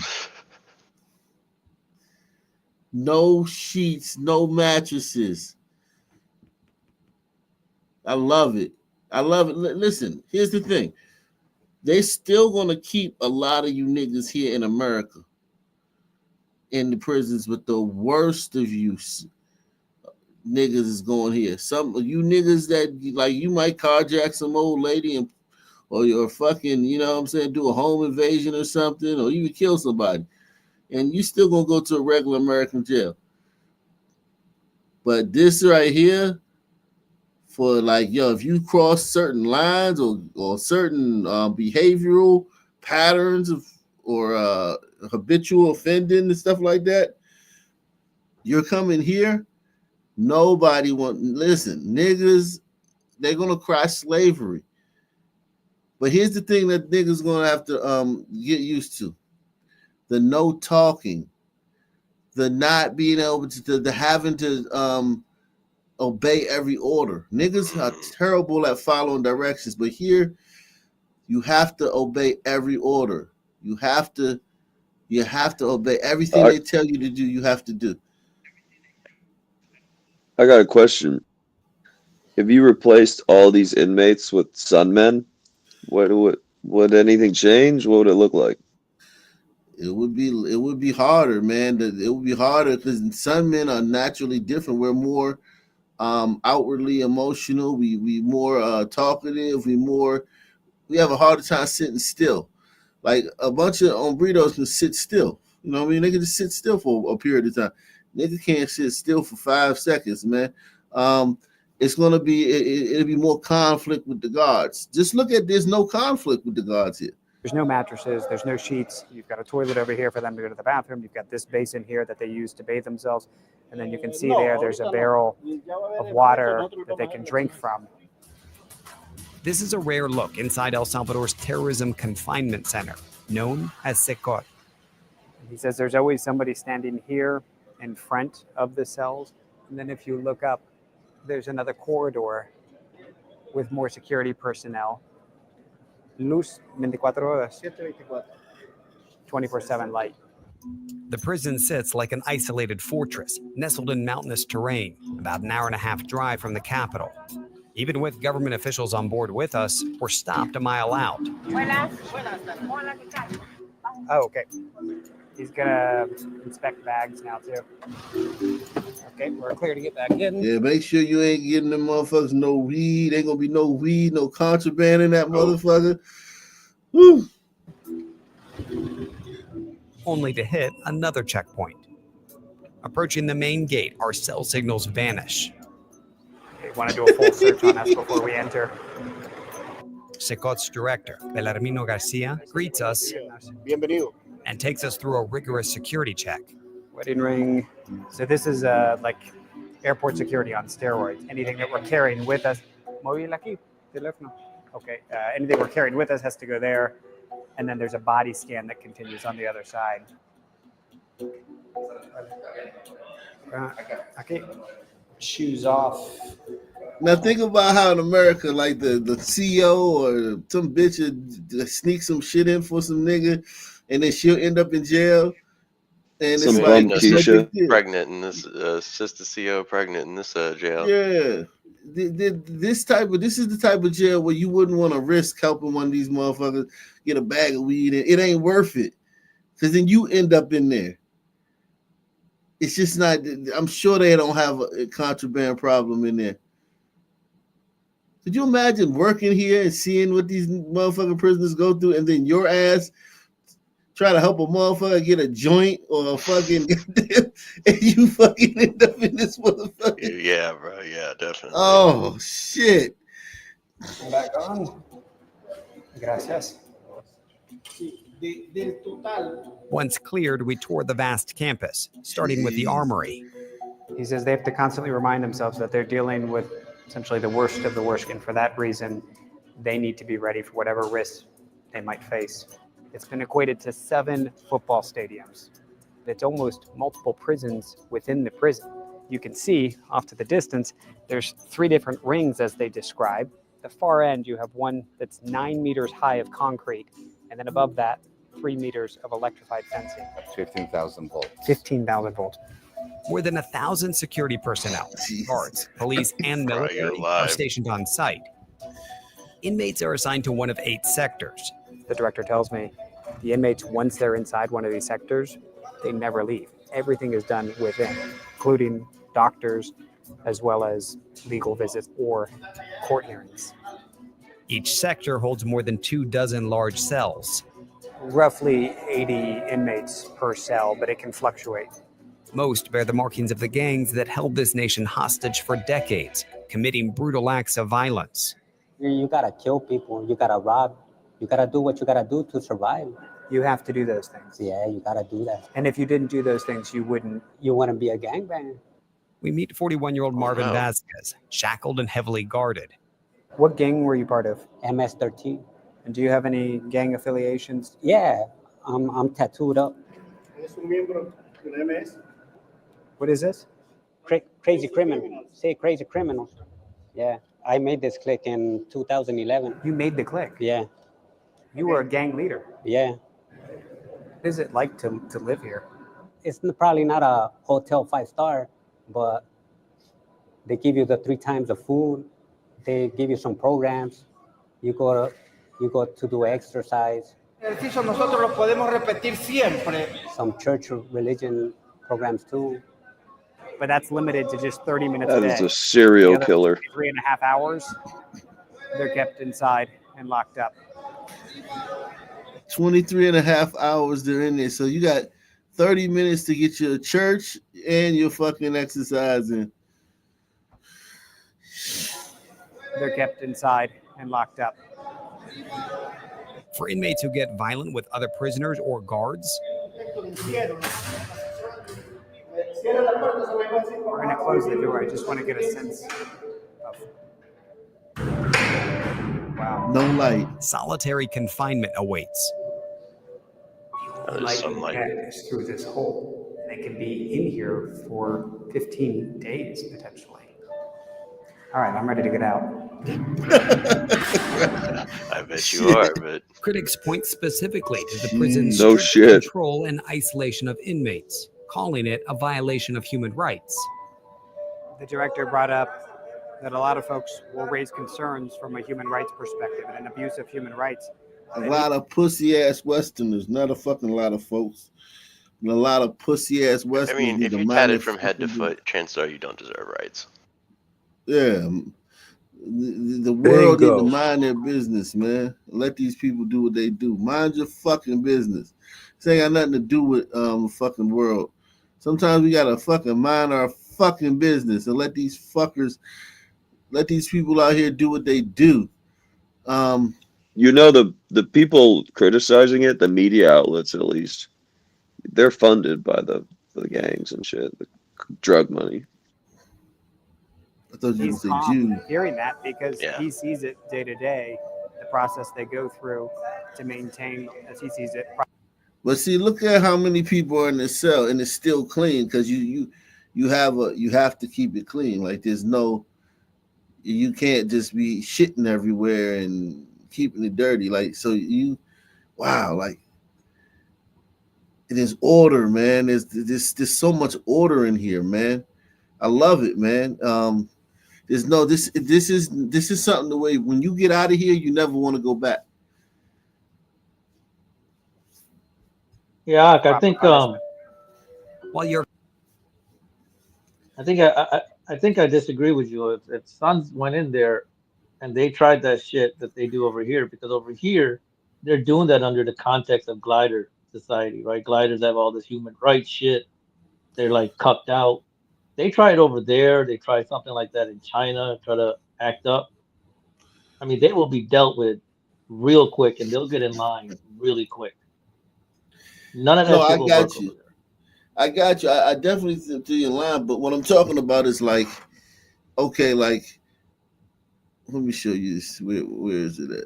Like, that, right? Like how everybody's just sitting still. Nobody's milling around. Nobody's doing chin-ups and shit. And nobody's Popping. yelling, laughing loud, and talking and rapping. It's just like, they require that, too. They're not just being like that because they're like these motherfuckers. You're required to have a certain type of level of decorum and shit in that motherfucker. And I don't know if blacks could do that. I know they would be in line. I know they wouldn't be out there acting up, but I mean, just the behavioral shit, because we're different. We have different energy flowing through us. Yeah, Process I they mean, go I suppose, through but to maintain, as he sees it, proper punishment. While you're cut off from society here, whispers of life on the outside make their way in. I've heard about it, that it's a new El Salvador. It looks different. That new El Salvador has emerged under President Nayib Bukele, who took office in 2019 and declared a controversial state of emergency more than 2 years ago. It sparked an aggressive crackdown on crime. We see that firsthand as some 2,500 police and soldiers deploy into one neighborhood. It's going to go on through the night. Dude, this is what is needed in the south side of Chicago, in large portions of Memphis, Yes, in fucking yes. Baltimore, New Orleans. Like, Yes. Mobilization. This is a fucking playbook for it. One neighborhood. That is insane. That's a lot. 2,500 officers in one neighborhood. I wonder how many gangsters they kill. Yeah, that's another thing too, because they do crack Is a it lot like of eggs. hundreds? Yeah, a lot of these guys Yeah. ain't coming quietly. That would be the difference between America. America, like every gangster that got killed, it would be a fucking like goddamn big deal and shit. Over here, it's just like they probably don't even count. They probably just throw those motherfuckers in a pile somewhere. Burn them. Yeah. Controversial state of emergency more than 2 years ago. It sparked an aggressive crackdown on crime. We see that firsthand as some 2,500 police and soldiers deploy into one neighborhood. It's going to go on through the night for however long it takes for them to root out any suspected criminal elements.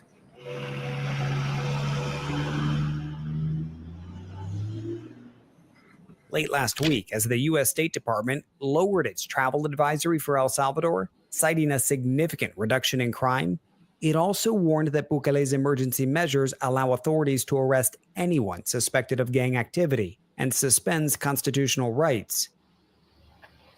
Hola, Juan Carlos, yo soy David. Juan Carlos tells me he was wrongfully held for 5 months at a lower security prison earlier this year. He says the poor conditions led to an infection in his leg. He said he was lumped in and assumed to be part of a gang. And he said in part because of how he looked, he had long hair. He said he had a long beard. And he says he has tattoos, but he points out that for him, these are just artistic expressions. They have. Well, here's my thing. And yes, it's sad that this guy got caught up in it. But it wouldn't matter if 100 of him got caught up.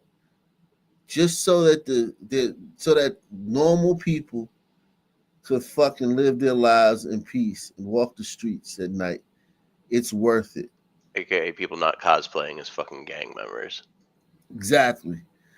Like, I don't care. This doesn't bother me. I'm not that innocent people got caught up.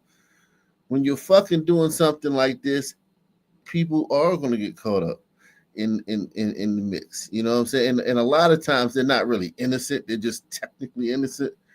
But so I don't have a problem with that. Fuck it. You know, okay, you got caught up and it sucks and that, but why? Here's how Democrats would look at it. Okay, let's get rid of everything now. One person got caught up wrongfully, shut the whole jail down, and let's go back to the old. No, fuck no. I don't give a fuck if 1,000 of you motherfuckers got caught up wrong.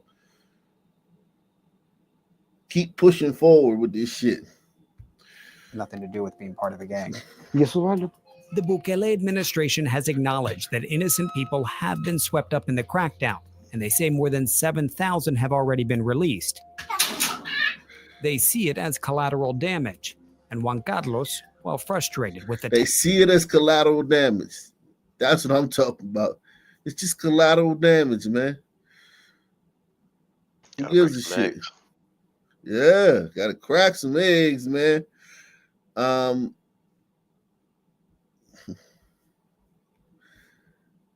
tactics, believes under Bukele, his country is safer. Is this headquarters for you guys? Yes. Okay. Yes. Bukele's security minister targets gangs with an academic-like approach. I heard you have a book. Is it true? Yeah. And this is a book that has the markings of gang members. All the marks. The minister compiling his findings from his nearly 30 years in law enforcement to help interpret gang symbols. Wow, these 3 dots that says signify 3 things to the gang members, that they have 3 destinations essentially: jail, hospital, or cemetery. From his office, he monitors crime reports in real time and keeps tabs on his officers in the field. You can say, if there's a particular officer that's in an area that's in question, why were you there so long? What were you doing? And you can hold them accountable. He even says the program they've built has started to incorporate AI, which can tell them where you have to put your police officer. And yet most we meet seem unfazed by the added show of force. Yeah, they're light years ahead of us when it comes to this shit. That shit is sad. But I mean, there's a lot of reasons. We just coming out of BLM. I mean, they have a lot less ground to cover. Like just geographically speaking here too. See, as valuable as this man is, like he's doing great things.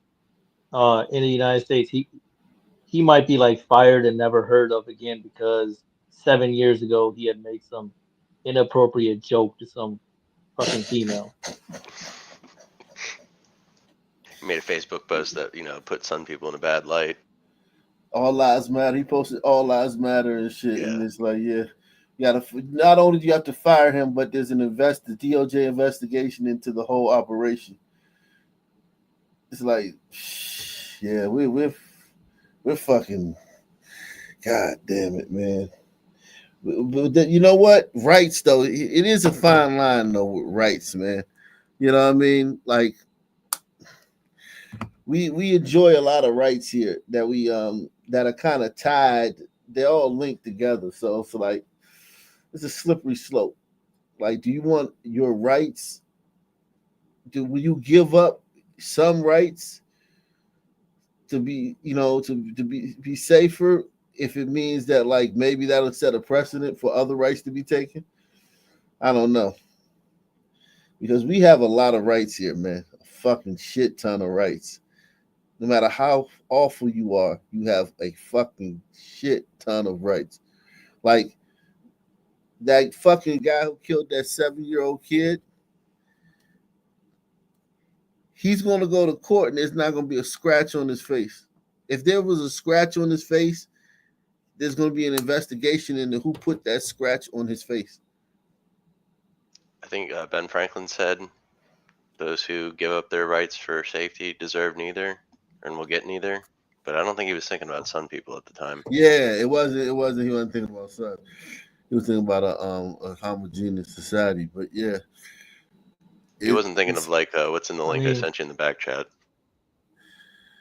Oh, okay. We can temporarily give up some rights until we get a murder rate that's like El Salvador now. Once we get to that level of safety, then we can get our rights back. Yeah, well, that's the trick, ain't it? Yeah, man. Yikes. You have to put your police officer. And yet most we meet seem unfazed by the added show of force. I asked him, I said, how do you feel with all these soldiers? I mean, there's a couple of dozen just even right outside his door. And he said, no, I feel safe. I sat next to Jorge Moran on my flight in. His family fled El Salvador's civil war when he was 3. Just coming to the airport, you feel the sense of like safety, Do you feel that in the U.S.? No. You don't? No. And you live in Indiana? Yes, sir. Jorge fully supports President Bukele, as do most arriving passengers, it seems. And folks are actually stopping to get their pictures taken between President Bukele and First Lady. Under Bukele's state of emergency, law enforcement have arrested more than 81,000 people. El Salvador now has one of the world's highest incarceration rates. Most end up in facilities like these, where they can work to reduce their sentences. The most hardened criminals, though, brought to Secot, where inside, a life sentence awaits. We did bad things, we pay it the rough way, doing time. And yet, for many on the outside, the prison, now a symbol of newfound freedom, the new El Salvador, as they see it. Yeah, you can't argue with the results, man. As it No, is. not, bro.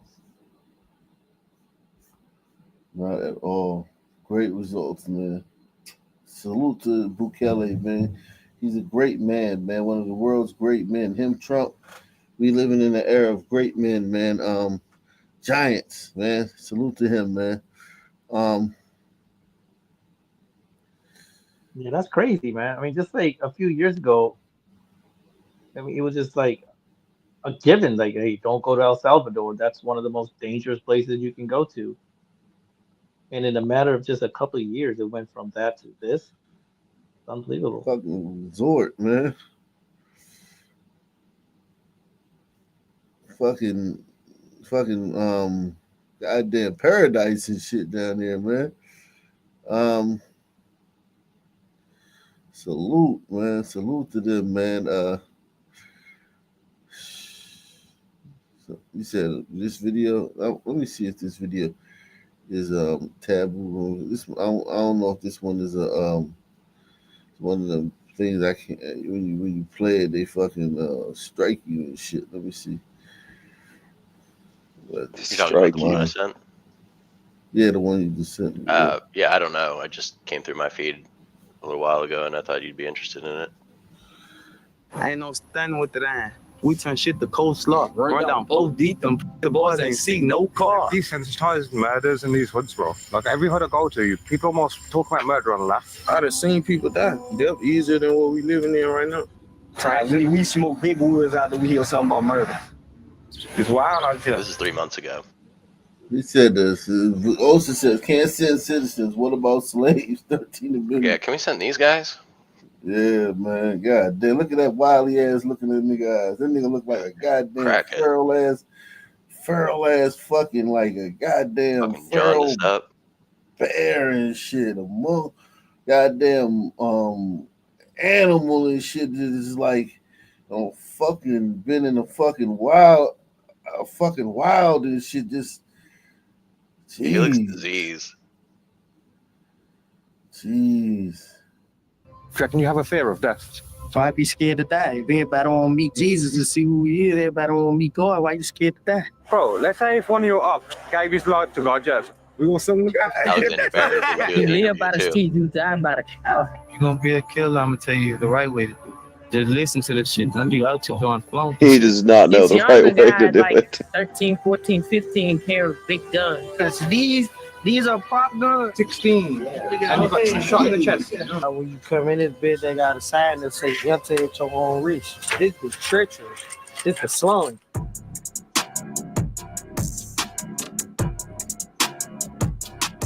Bitches ain't stopping until they get something. We know what come with this shit. Like if one die, somebody else gotta die. Somebody gotta be the bad guy. This time I'm in the state of Louisiana. I'll be going to the trenches and seeing how they really live and to get an insight what it's really like living in the most murderous state in the whole of America. Okay, that's not Alexander Barrington. It's a good thing he's not a glider.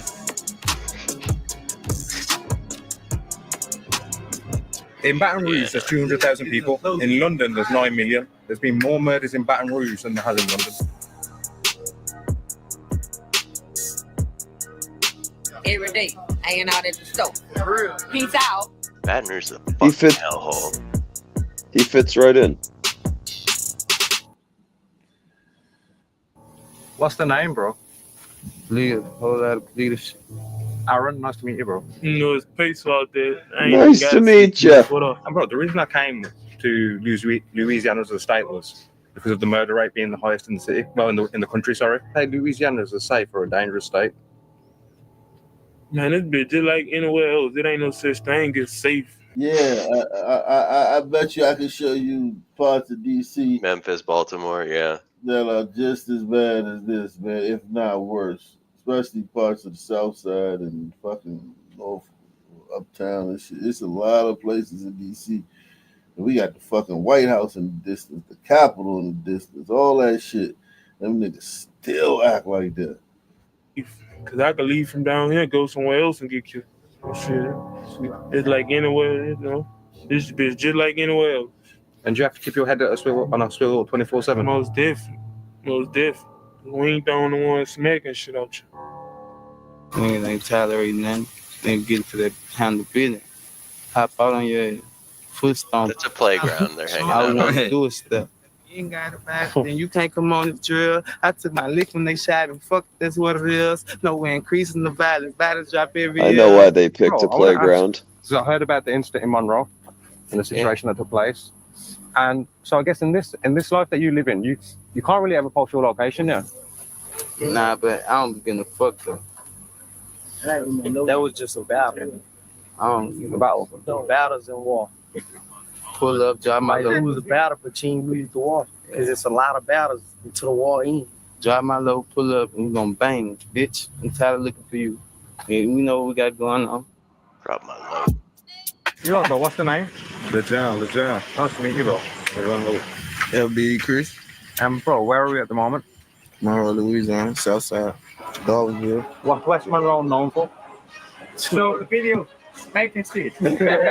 Breaking news, Monroe police are on the scene following a shooting at the Walmart Supercenter gas station on Louisville Avenue. Any Witnesses tiny say they ass heard little well over suntown, 20 man. shots fired.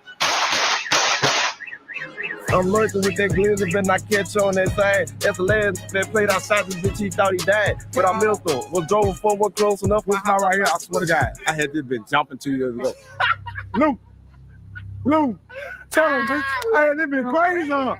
I had this bitch on fire. This bitch was, every time I hit outside, right here, we posted up every day. This whole still in this house. Niggas can't shot at us when we. But you know how that shit And goes. the reason I've come back to Monroe is because I've heard it is, again, one of the most murderous cities in the whole of America. Yeah. Why do you think that is? But shit, because it been small as fuck. It's easy to bump into people down here. It could be a nigga you arguing with on social media. You gonna bump into him one day. One day y'all gonna see each other. Down here, you gonna bump into him one day. This bitch ain't that big. Yeah. Say, look, y'all see these bullet holes right here? Put them on these bullet holes right here. Here we got bullet hole right here. We got the bitches. They can't snuck a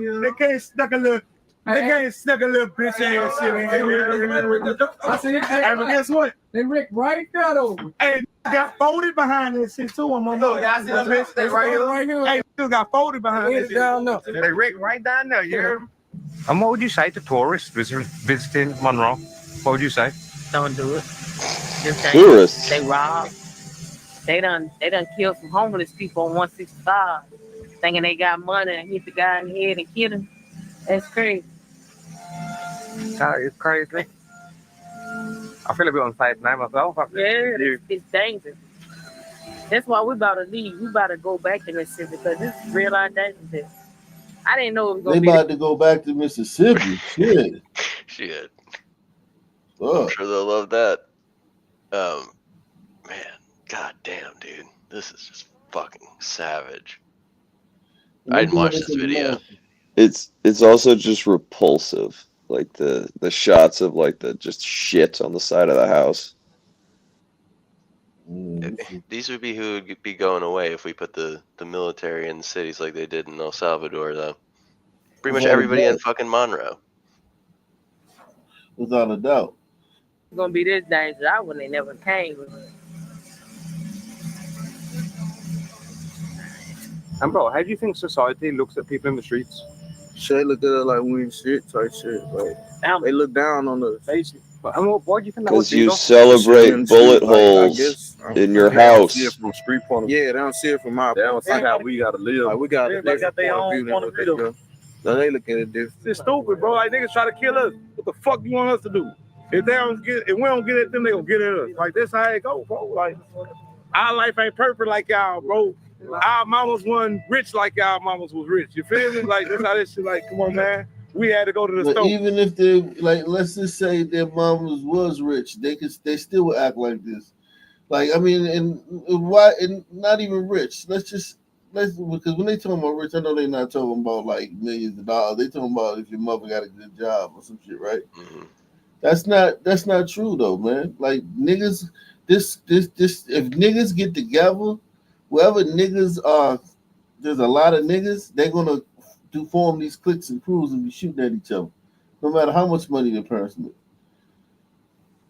Yeah, but it's almost also the inevitable. fact that It's so they waffle. they they look down on people that live sons that live a good life, that come from a good home. That would be considered bad to this guy. Like he's proud Yeah. of the fact that he has no money and he's broke and he comes from a you know fucked up neighborhood. That's a badge of honor for him. Yeah, there's a status. He has a status in the community. Yeah, he has a higher status. Like yeah, like he walks in the room. He has a higher status than the average black lawyer or the black fucking doctor or something, or a black entrepreneur. He has a higher status because he a real nigga and shit. So waffle and shit like that, y'all. Man, bro, you know how that shit is, man. Like this shit really gutter, bro. Like I swear to God, bro, my soul, bro. Bro, being in the I've been in my pocket, had $0, came out here, bro. I had no dollars at time, bro. $0. Had to ask my brother, somebody on the block, let me get a zebra cake or something to eat. Like this shit real, bro. Like, ain't my fault. Shit, ain't my fault. Shit. Shit, how shit turned out. And Peter, what age did you jump off the porch? 8 years old. Okay. And Peter, how would your parents feel? Because I guess no one's wanting their child in the streets. Shit, my mama dead. So Sorry to she hear ain't that. got no feeling. Bro, what was your childhood like growing up in this environment? Shit. Bad. See, me and my little cousin, we used to have a little bop, you hear me? She used to catch us walking up the street, we used to catch her, you hear me? We young as a bitch, she old as this motherfucker, we stealing bills, you hear me, and shit. We used to bust out the flip up in the canal, fucking the canal. We used to jump, fish, come see this shit. Yeah, so if you ducking the dicks, this is a good spot to duck the dicks at. So what we call the police dicks. See, the canal go farther though. Like we used to jump in there, go fishing and shit. You don't Yeah, duck we the used to jump and dicks? catch the turtles, fish and shit. Tripping, badass little kids. But me and my little cousin saying we right here. I'm laid down like this. I'm right here. The hole between me and the kids, the hole over there on the other side, that hole beating out dick like this. Jesus. That hole beating out dick like this. I swear, son, I got my other little brother, Jay. He little baby boy. He a youngin'. Licking the titties and shit. You hear me? We 3 dicks around this hole. They passed the law for 18. They gave the young ass dude guns. They know they gonna use them bitches. They're doing it because they can't solve the murders on the regular shut shit. up. Bro, to me, it's crazy that it's the most murderous state in the whole of America, and you've just changed gun laws for 18-year-olds can now carry. Yeah, it's a trap. All they doing is baiting you in. That's all they doing, baiting you in. People are getting White people's raped, fault. murdered, carjacked, assault. Yeah, this was the answer. The Republicans thought that the answer to all the crime was to allow citizens to arm themselves because the police had been defunded and the crime was out of control. And you can't wait on the police because the police are defunded, so you have to be able to fucking protect yourself. But what the Republicans didn't have foresight with this constitutional carry is that look. At the end of the day, man, all you doing is making it legal for sons to carry guns now. Yeah, dumbasses, applies to black people too. Yeah. Well, it reinforces the need for segregation, though. I mean, Yeah. but this should never have happened in the first place. It I took mean, maybe in some white, in fucking North Dakota or something, but not in fucking Louisiana, not in fucking Alabama and Mississippi, in Tennessee. It's fucking madness. reactionary. So like the Democrats were reactionary. They saw the George Floyd video, and their reaction to that one video, they defunded the police. Then the Republicans' reaction to the police being defunded was like, yo, we're being victimized because the police have got the blue flu and all that shit, and so we need to be able to protect ourselves because we're the fucking Vicks that they're hunting, the law-abiding citizens, and then they said, all right, they overreacted. So it was 2 reactions that were just straight, just crazy. And I hope Trump can roll that back, man. Maybe he can get rid of this constitutional carry. And like in any state where there's 10% sons, constitutional carry should be illegal, man. Facts. I mean, gun owners come at me, but I can't argue with fucking results as we've seen before. It's a fair alternative. A lot of gun owners will come at you, but That's just like they have to say that when they're in public forums. I bet you if you get a lot of these gun owners alone and you say, what do you think about like all these fucking niggas, 18-year-olds niggas running around with guns and shit coming in the fucking gas station with a goddamn Draco tucked in their waistband. What do you think about that? And they be like, I fucking hate it. But if you get them on a forum or a platform where they're the gun guy, of course they're gonna say, yeah, no, man, Second Amendment, blah blah blah. Assaulted, and in most cases, those people are defenseless. You go kill a nigga, catch a murder, they making money off you every day you in jail. Every day you in jail, they making money off you. It's younger guys like 13, 14, 15 carry big guns. Where they get them from, I don't know. These are prop guns. Ass out. Oh, we them niggas who be posted. We get real actions. DBT got a night. They be in your alley. Boy, you a bitch and you just like your baddie. Yeah, you just like your baddie. I catch a side of balls and I'm the folks. Red Louisiana, Funky Town, Funky Town, you heard me? Fairway, I've never even heard of this place. How old is everyone here? I'm 18, I'm 21. I just turned 20. 17. Oh, everyone is young. 16. Like, if you make the 25, you're OG. Trying to get there. We just right here. You make it to 25, you're OG. How old are you, bro? I'm 16. You're 16. Yeah. And you got shot in the chest. Oh, yeah. That's wild, bro. It's wild out here. When did it get so bad? Shit. 2016, 17. 2017. Was there an incident that sparked criminality? Him back there? Him? You hear me? Yeah, we go out here. Yeah, man, long hear the members, man. And after that incident, it changed. Yeah.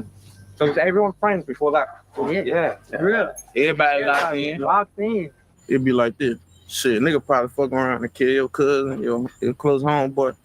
You ain't gonna just let that ride. You know, let that ride. So shit, once blood gets shed, it ain't gonna never end.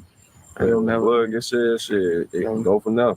Then the youngest don't grow up in this shit. Yeah, it go generations. It's people that die from less shit, but it's just like the blood it's mandatory. You gotta think about it when people get killed, shit. Yeah, drilling rush. I wanna go kill some back. Like somebody gotta die. We ain't doing no crying out like no nigga die. How do you reckon this can end? Because at the moment, to my understanding, there's a bit of a war happening in Baton Rouge. So they can't. Yeah, that's what they call it, I guess. But like, there's, I guess, two big groups who are very popular in the streets who dislike each other. Yeah. Do you reckon those groups can ever just squash that? Do you reckon that can ever just end? Shit, no. Do time stop. No. It'll Damn. When you can stop at 6'2", it'll squash. Whenever you can stop with them bitches, we'll squash. And bro, then how's it ever gonna stop if it's like just get back, man? It's forever gonna happen. Stop to the whole last man standing. That's what it is. That's wild, bro. Last man standing. And bro, do you ever regret jumping off the porch? Nah, not really. I love my lifestyle. And one thing I'm noticing, the police are everywhere in Monroe. You know, I'm seeing them everywhere, bro. And I've been to a lot of places. It's hot. It's hot right now. I'm sparing my word. They go 12. Well, no, we're good. Oh, yeah, man. We're good.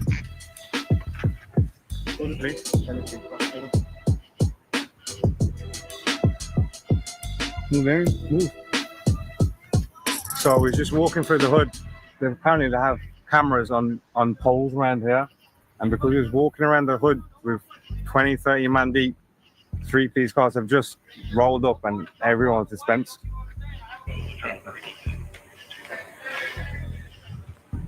How y'all doing? And how old are you, bro? 20. And what age did you get shot? 19. What was your situation? Some little fluke shits. Wi-Fi. Got called in.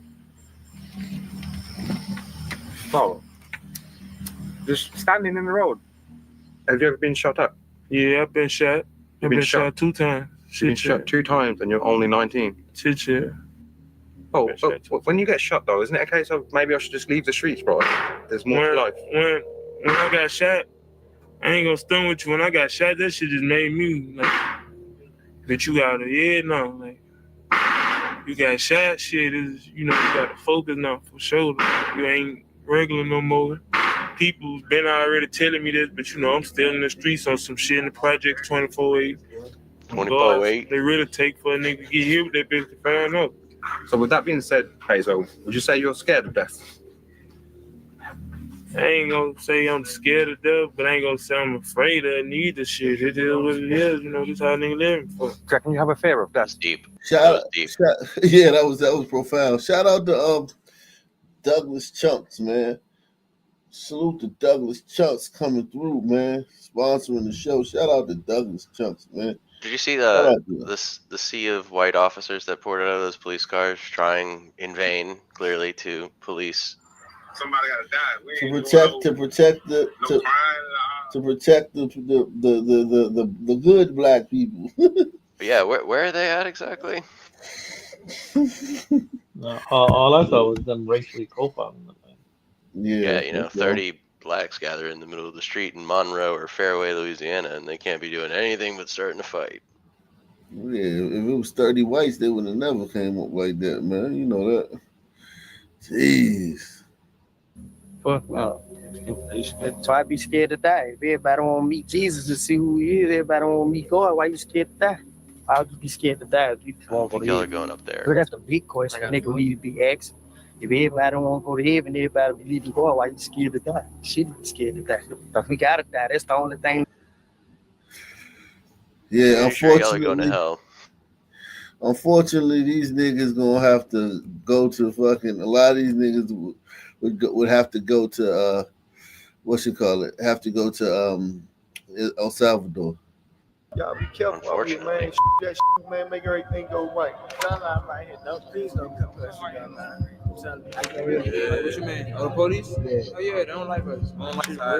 It's really a war right now. It's a real war. I lost my cousin 2 years ago and shit. He was like 16. For a deadly double shooting in D.C. The shooting happened just before 8:30 last night on Stanton Road Southeast. It really is tiring.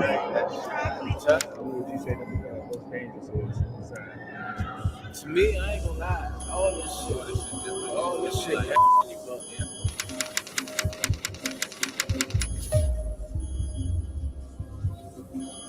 Deadliest hit of Southeast DC.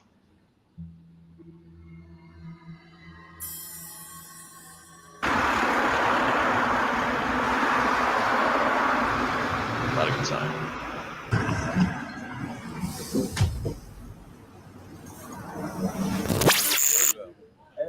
Hey, what about to drop that tape? Yeah, about to drop that fuck rap free sad cow on there. Got Gunu on there. Got Paco Panama on there, 3 columns. Got Audemars. This my man Teddy right here. You hear me in the trenches on the South Live at the South. You hear me, man? You hear me? I got a good man right here. We got Murder Black right here, man. We in the trenches. Man. Nah, for real, man. We on the 3 with it, man. You hear me? We on feet, we online. Long live the man, man. Long live all the men. All got the same personality. Free the They're man. sharing one brain. Free little Ricky, free little. Niggas is much cleaner than the down south niggas. I was just thinking that, bro. Like the mannerisms are similar, but that is some ghetto shit down there. Yeah, but these niggas is probably more cutthroat. Like the niggas down south probably got honor. They seem like they got a little bit of honor to them. More of a cosmopolitan class of ninja up here. Yeah, that country shit make you just be like, you know, a little bit more honorable and shit. Just a little bit, you know what I'm saying? Like you got country values and shit. These niggas right here, these niggas cutthroat. Free little sign, man. Free accolades. Free them chase down numbers, man. So would you say that's a good neighborhood for real? Shit. This probably the best neighborhood. I ain't gonna lie. If you good, if you good, if you on the right side, it's the best neighborhood. You know what I mean? If you ain't good, the camera roll. That's right here, man. Ricky right there. Long live the man, man. Yeah, we back on the bricks, man. You know how we coming, man. We got my man Jizzle in the hood, man. You know we good. That's my bro Reap and shit. That's slow racks right hand, man. That's racks right hand, man. 2 racks. We just right here on Savannah right now. You know. Right here. Y'all hear me? I'm the illest nigga in here. You hear me? Illest nigga right. The English? Fuck y'all, nigga. You hear me? But anyway, that's what I'm saying. I'm goddamn. You hear me? Y'all come around here. Nah, this is a drink. Nah, you ain't about to do that. Listen here. Nah, I ain't fucking with no lane. I went to sleep in the tub the last time I did that. Last time I did that, I was in the motherfucking tub, sleep. You nigga feel your legs. Nah, I ain't fucking with that shit, my kill, my motherfucker. But anyway, goddamn, you hear me? Y'all stay tuned, you hear me? I'm gonna be around. I be everywhere. I'm your party guy. You hear me? So if you want to turn up, have fun, you hear me? Call me. You hear me? Let go. Matter of fact, my motherfucking IG is motherfucking KIEVAR. Motherfucking underscore Baker. That's what it is. Boom. Y'all do that, motherfucker. Y'all do that, motherfucker. Bros, man. Like right, we entering the diamond. That's front line right there. Are we going to class? Is this a campus? It's the diamond. We in the diamond right now. This the gun line right here. Please don't come past the gun line. I'm telling you, at the dock. Don't come past that gun line at the dock. Say too much. Walk a little bit on the front line. Yeah, we not. Shut the fuck up!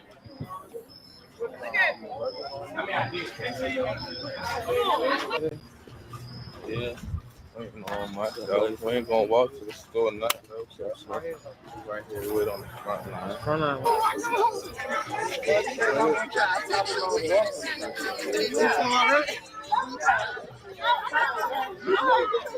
A lot of times this be the neighborhood where they had the best weed at. Where you gotta go in the neighborhoods like this, like say you a smoker or something, or you gotta come in these neighborhoods to get the weed. You know what I'm saying? And that's where you gotta go, and that's where they and it be you'll at least in the 90s you'll pull up or the 2000s, and like 20 niggas will come up to your car, and they be like boxing each other out. Yo, I got that shit. I got the baby. They even throw their bags in your lap, try to like make you buy their shit. You know what I'm saying?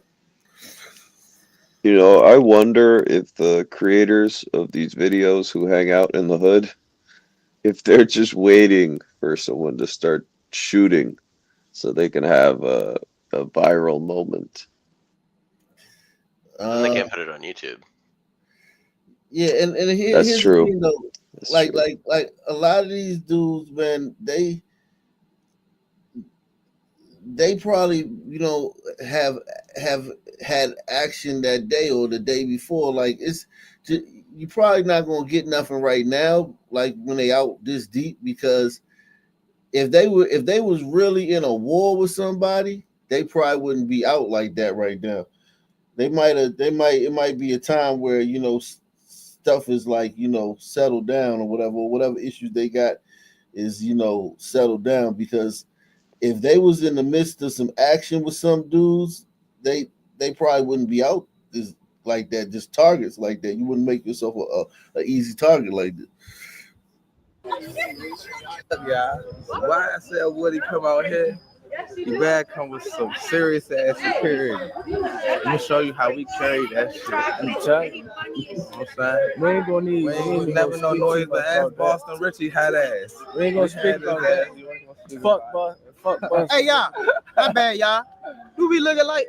Yeah. Like shit, right? Hey, we got you. What you doing? Welcome home, heck shit. Say so, y'all know what the fuck. Like these dudes, they know how to operate when it's war. You know what I'm saying? Like when they went in, like if they just would have went somewhere and shot some people, you know what I'm saying, that they was into it with, they wouldn't just be out there because they know the dudes is coming back through.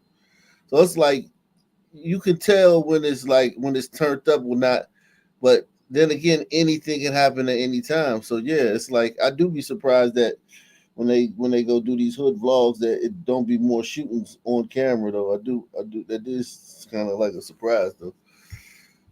Only a goon whip, man. Only a goon, man. You know you got love. Word probably gets around.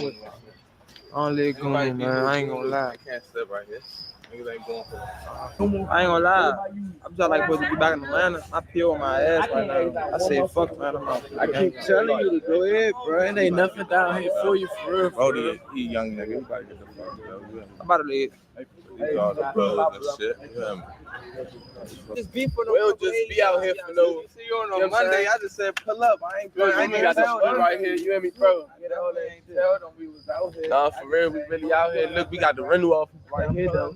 Just the rental office and shit.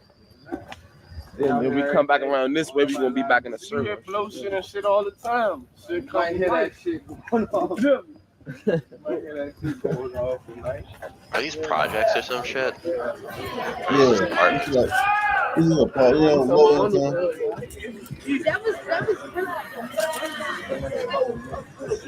Hey, bro, we got some fun, bro. This is They all look the same, so. yeah. This is the same area. This is a rough side of town though. This is the rough side.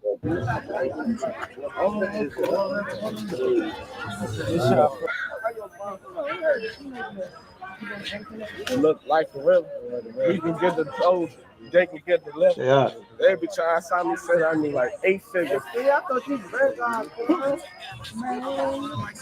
thought Yeah, what a cool. Y'all on the right side. me personally, I ain't gonna lie. And don't think. Yeah, go ahead.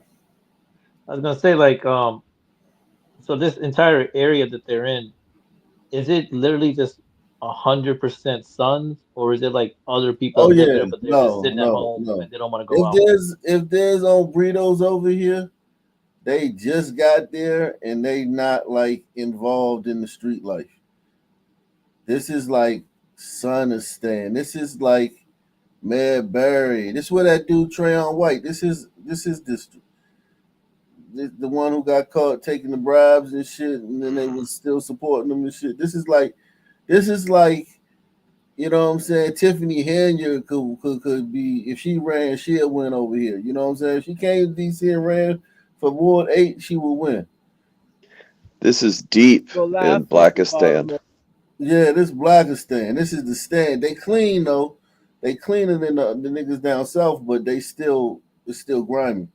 Well, you know what I'm saying? I was just doing time with a rocket Baltimore niggas, you hear me? I was at the juvenile facility called Charles Hickey for a little bit, doing my bid and shit. Yeah.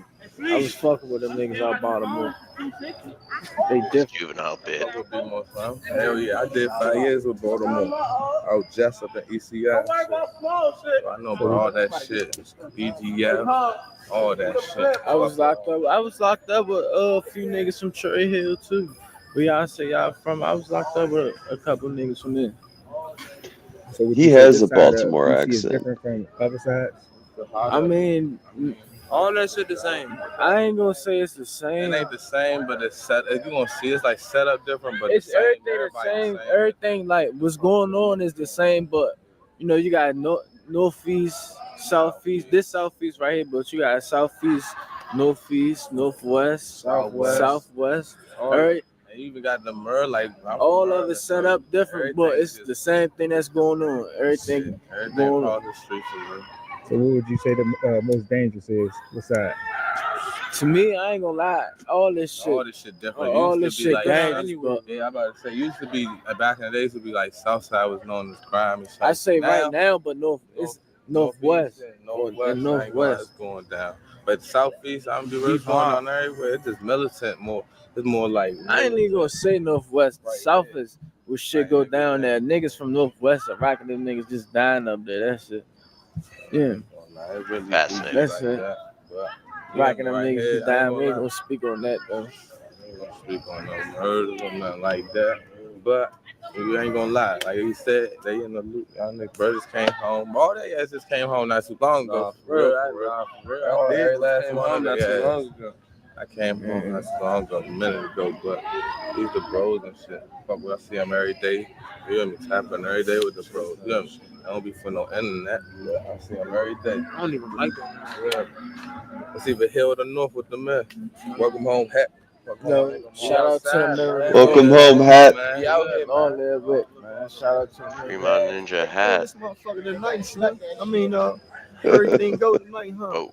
I'm just coming through, man. Pick me up a few of them white sheets from my young blood, man. Young blue. Oh, Gotta gee. be careful out here, man. Shoot that shoe, man. Make everything go right. Where it's supposed to go. Peace.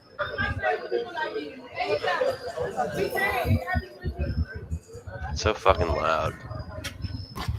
Yeah. Hey, bro, when you done, I want to top Brody in with you on the shit. How I never on the music shit. They be rapping and shit. So Brody and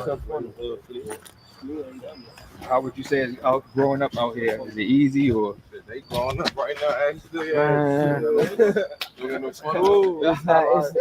It ain't easy at all. Would you rather grow up in Liberia? I ain't stressing. I ain't got no worries. It ain't for life is good for me right now. It's for the wolves and the lions and shit, not for no sheep and shit. Like, Anybody ever been shot at or shot? nah, no. He said if he ever got shot at a shot. Nah, none of that. I ain't never. Yeah, I ain't even gonna lie. I'm not. I ain't getting none of that. I don't entertain none of that. I ain't gonna lie. Come on, we got up there. This the back parking lot. This the back parking lot right here, man. We got the rental office over there. Man, every one of them guys in Baton Rouge and Monroe been shot at. You know they lying, right? You know they just being sarcastic, right? Oh no. I can barely even understand these dudes up north. Yeah. I don't even know no more. I'm drawing lines with everybody. I can't trust that bitch cause she gon' fuck around with everybody. We the type of niggas stay your song, make them yeah. And I don't even know no more. Telling you from everybody. We the type of niggas stay your song. Pop out killing, chase a nigga, shoot them, niggas, hit him right.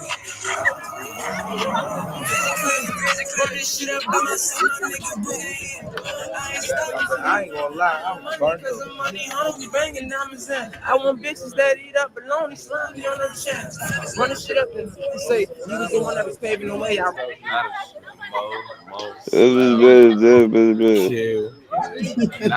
Yeah, what a performance.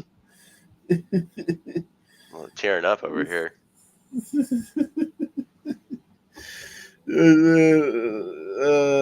Let's see what else. It's you want I to meant to laugh, but it's say actually that kind of depressing. I was gonna say that when we were talking about El Salvador, there's like an old video of Thomas Old. I think it's from like the 70s, and he says that he literally says that to make a city safe or whatever. He said you don't have to worry about any preventative measurements. You don't have to worry about no after school programs, none of that stuff. He goes, it's the best thing to do is to lock people up. That's the fastest and most efficient way to make a city safe. Yeah, and don't get rid of the nigga. In Memphis, Tennessee, there's over 100 different gangs with over 13,000 different gang members in the city. Gangs in the Memphis area are concentrated in high crime black neighborhoods, which we'll be going over that in this video. First, we'll be talking about the Binghamton area. This neighborhood is at the convergence of Midtown and North Memphis, which is bordered by the CSX Railroad in North Holmes Street on the east. And one crazy situation that happened in this area was on March 3rd, 2008. A number of bodies were discovered at a residence at 722 Leicester Street. This was all after police responded to a call. They talking about 2008 and shit. South Memphis, man. DAZ, man. KCG. 8 months, 7 days. When you stepping out here, cuz, you taking a gamble out here, man. All the red lights, blow them. Stop signs, blow them. It's dark. Do not stop there. Now, y'all see what's going on the chopper. Y'all surviving to eat. We surviving to eat. You notice you ain't see nobody with no flashing no guns on the DC one because the gun laws on the East Coast gun laws is different than down south. Pretty harsh. No constitutional carry. Oh yeah. But they got more bodies though.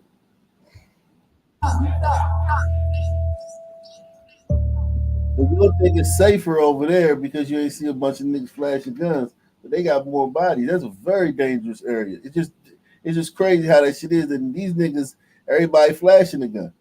It's dangerous here too, but it's slightly more dangerous there. Like in New York, The gun law is crazy. It's dangerous. Yeah, it's bad. Crazy. Look, that shit popping,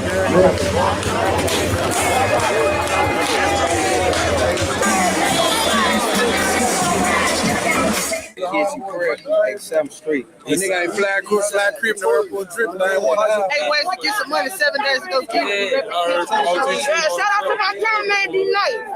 Crippin' on her for real. Shout out Hood, y'all. KCG. 8 months, 7 days.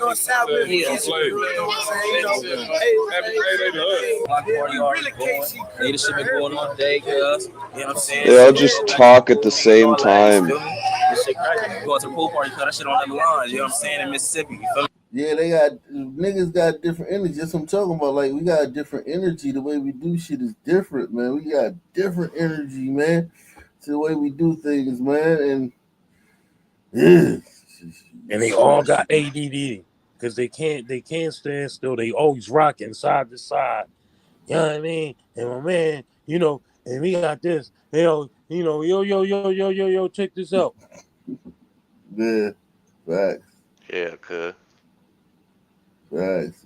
Are these Crips? They're all wearing blue. Oh, it says Crips. Are they rolling 60s? No, I don't. I think these are They rolling to El Salvador. South Memphis, man. BAC, man.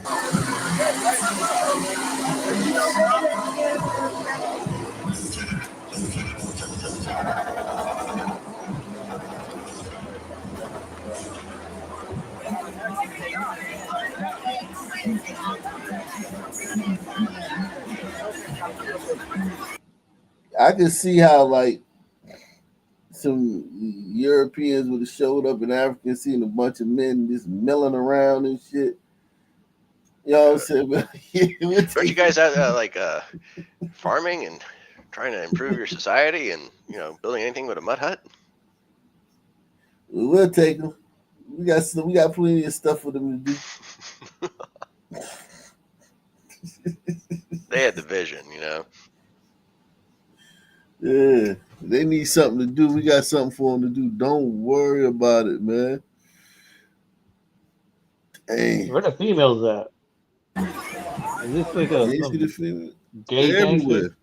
On top of cars.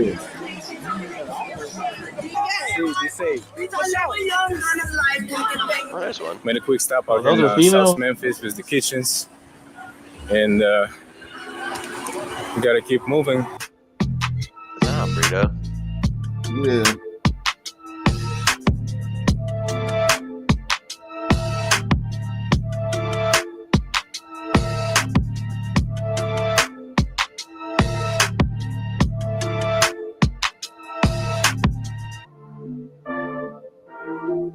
Welcome to the city of Memphis, man. You know what I'm saying? What they say, making easy money, pimping hoes in style. You know what I'm talking about? But for the most part, bro, we just be kicking shit, man, living life, enjoying life. And we having a pool party, so look, everybody gonna come out. You know what I'm saying?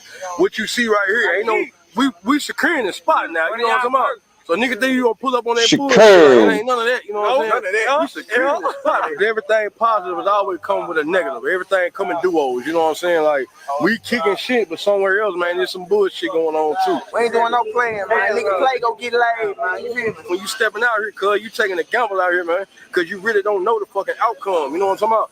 So your every move got to be a calculated step. You understand what I'm saying? Y'all surviving to eat, we surviving to eat. It's just different levels. You get what I'm saying? Y'all were born But I into this thought it shit. was a chess We game. scraping this shit up out the ground. Yeah, trying to get it out the mud. You know what I'm saying? We got homeboy got jobs and all this shit. That's why I don't knock no nigga for doing whatever the fuck you got to do, man. Get your money by any means. Especially all my niggas that got kids and shit. Man, take care of your seed by any means. You know what I'm talking about? For real, you got to. That's first and foremost. Even if it means you going to prison and not being able to take care of your seed. So Shelby County in Memphis has a homicide rate of 32.6 per 1,000 people. Good Lord. I wonder what was El Salvador at its prime?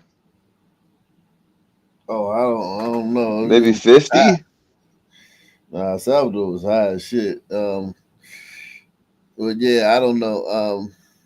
This shit is crazy, man. Niggas just everywhere you go, niggas just standing around doing nothing, man. Doing absolutely There's got to be nothing. some. There's got to be some equivalent glider videos like this where they're standing around talking like this. Yeah, Must let's be. find some, Ak.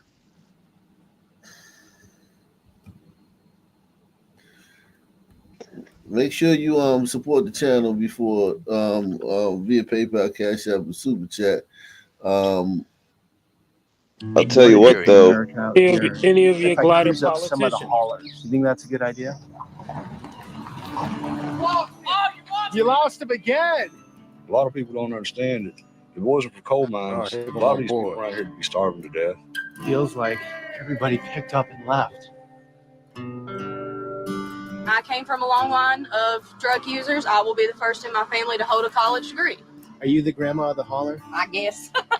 Massive hit to a community like this. I want to show people that we are more than just drugs and coal mining. We work hard, we support our families, and we don't let nobody step in between that. It's looking real good by comparison right now. these people way poorer than the niggas in the street. Good morning, guys. This is like I live around towns like this, man. These people way poorer than the niggas. Yep. I'm talking about like the black dude's outfit is more than these people have their whole Actually wardrobe. starving out here and shit. Yeah, these people way poorer than the black people in the cities. Bluefield, West Virginia. And today we have quite an adventure we're going on, driving through the south side of West Virginia, all the way over to Kentucky. And this is known, arguably, is one of the most impoverished places in the country. Now, this is former coal country. The industry was booming at one time. It's retracted quite a bit. Many people have left, but some have stayed. So today we're going to get far out as we can, into the sticks to meet the locals, ask the questions, learn from them. And I guarantee you they probably got 2 murders per 100,000, if that. If 2. Yep. Get a better understanding of what this region is like. Let's do this. Where is this at? They probably got like they probably got suicide. The suicide rate Drug overdoses is through the roof.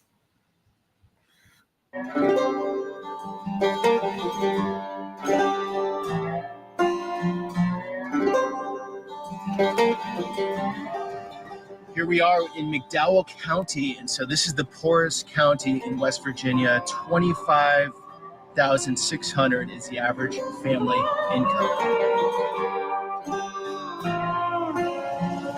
See, a lot of these people have moved out. We have the coal truck here. Looks like an old school, Switchback Elementary School. So these trucks right here have brought out tons and tons of coal. And since a lot of that coal has declined, well, this is what happens to the towns. These were once thriving, busy storefronts, people walking around. You got great homes up here above. I'm sure those were like the managers, the coal In mines. 2016, there was You 2 can see a murders lot in of all of these McDowell homes. There's County. nature coming back, taking them Damn, over. you got it, Ak. Got a little grocery deli. In 2016, there was 2 murders in McDowell County. 2 murders? Yeah. I'm telling you, that's like where I live at. Like the niggas came here and the Dominicans and they fucking like exploded that shit. You can just see the difference overnight, man. When there ain't no niggas around, ain't no Dominicans around, ain't no Puerto Ricans around, man, you could have all the fucking drugs in the fucking world. You can take fucking every drug and just dump it in the middle of the town, and all the guns and dump them all in the middle of town square. All the poverty. And all the poverty, and they ain't gonna have no murders. You invite 10 black families and 10 Hispanic families, and that shit would be through the roof. I think the simple fact is, most gliders, violence is a last resort. It's the last option that we hesitate to have to use. I mean, it could be that, It could be that, and it could be like just like within societies. Like that's why y'all created societies. We never created societies because y'all know how to deal. Y'all know how to. Y'all know how to function in societies. You know what I'm saying? Yep.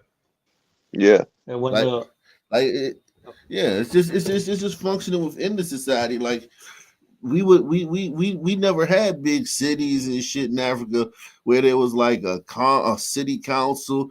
It would have always been a one ruler who ruled with an iron fist and kept everybody in line that way. And the men would be slaves and the women would be concubines.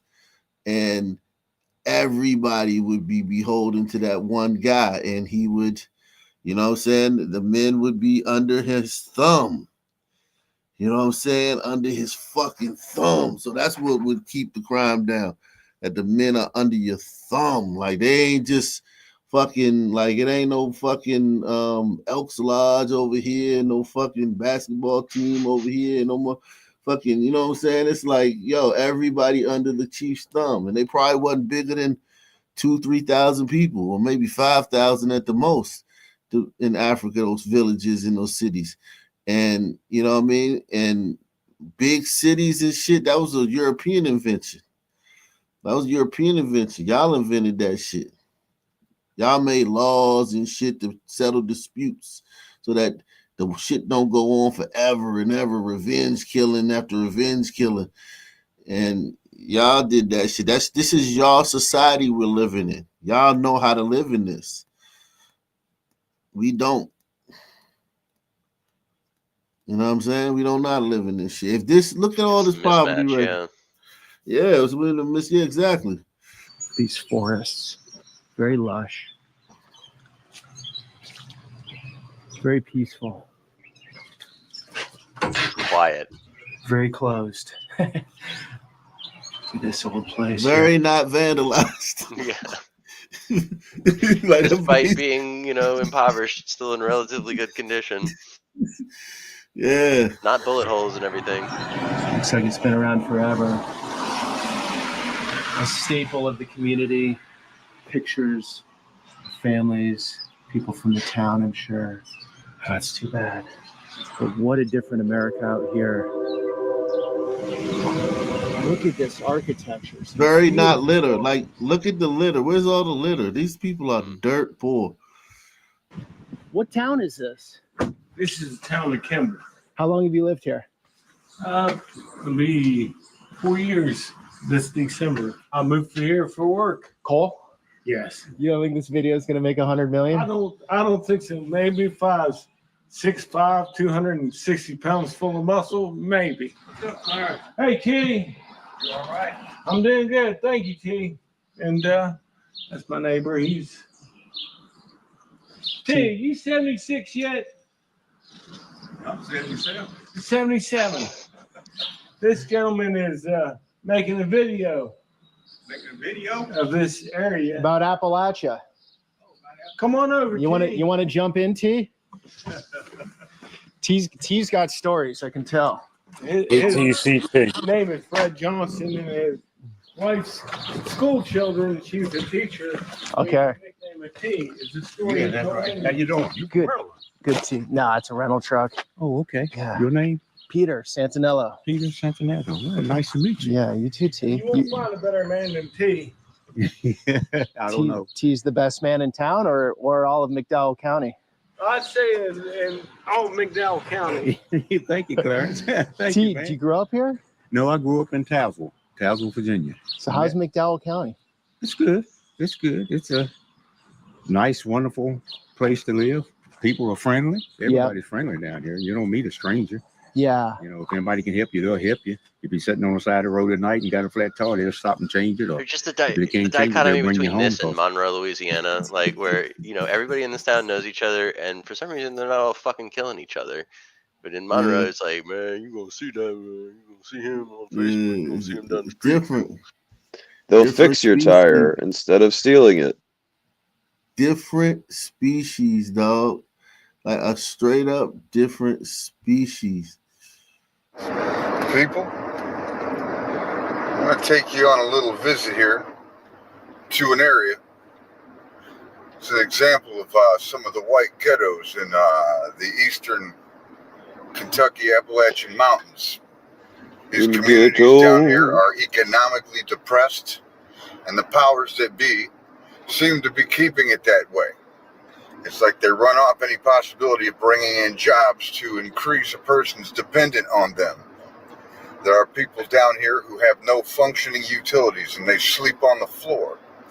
They don't have water. They don't have septic, and if they do, they probably have the sewage coming up in their yard. They have windows missing. Within a month. See, the blacks don't worry about stuff like that. Blacks don't have it that bad. Not at all. After moving here, They'd be loudly complaining if they did. I had established a meth connection. Now, I don't do it, of course, but I mean, if I could so easily find a connection, then how in the holy hell can law enforcement not know who these people are? I spoke to a lot of people about the meth problem in the South, and they seem to think that the police are being paid off and that they're not doing their job. There's hollers out here that police will not go to. They say. I don't know. You know what I mean? I'm fortunately in one of the better parts of the hills, but you know, you look at the beauty, and these people, all they know is hardship. And I'll tell you something, you know, they're some of the nicest people you could ever meet, for the most part. But some of them will rob you blind because they're addicted to drugs.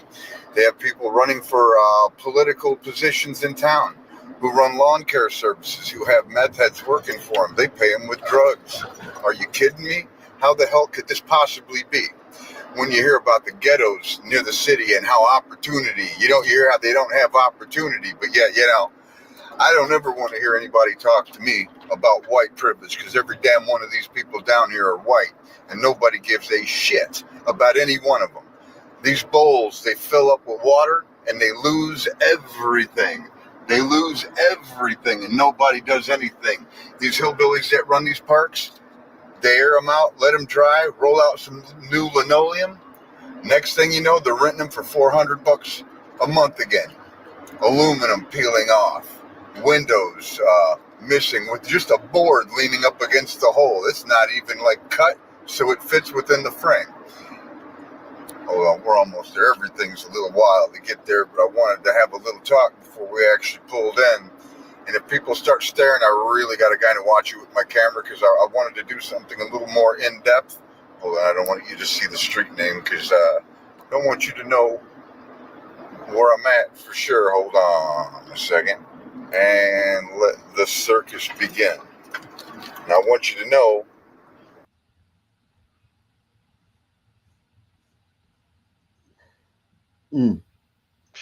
Just the night and day difference. I'm telling you, man.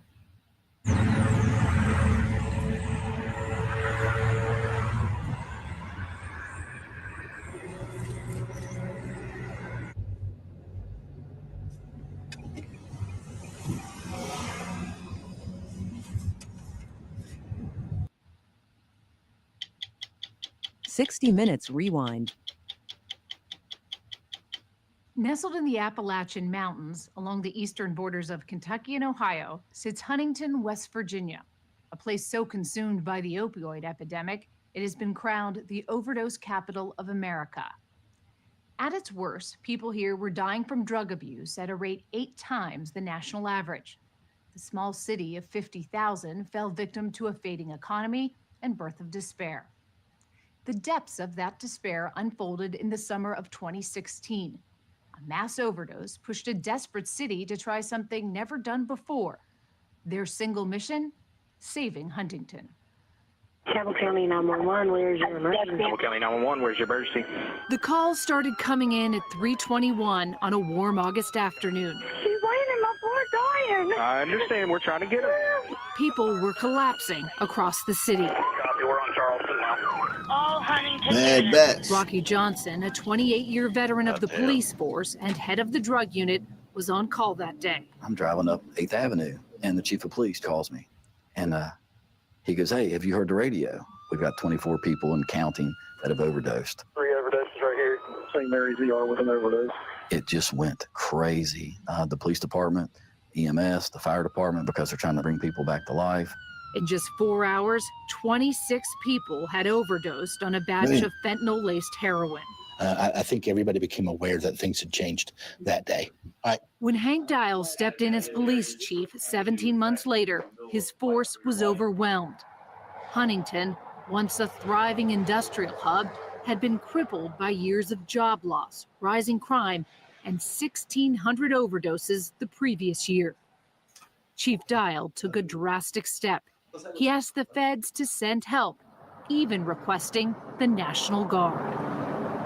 I think when you think about the National Guard, you think about an emergency. There's been a flood, there's been a tornado, something terrible. 45,000 people Did in you feel Huntington, like so this was an emergency 1,600 last year. We treated this like an emergency. I call anybody that'll help.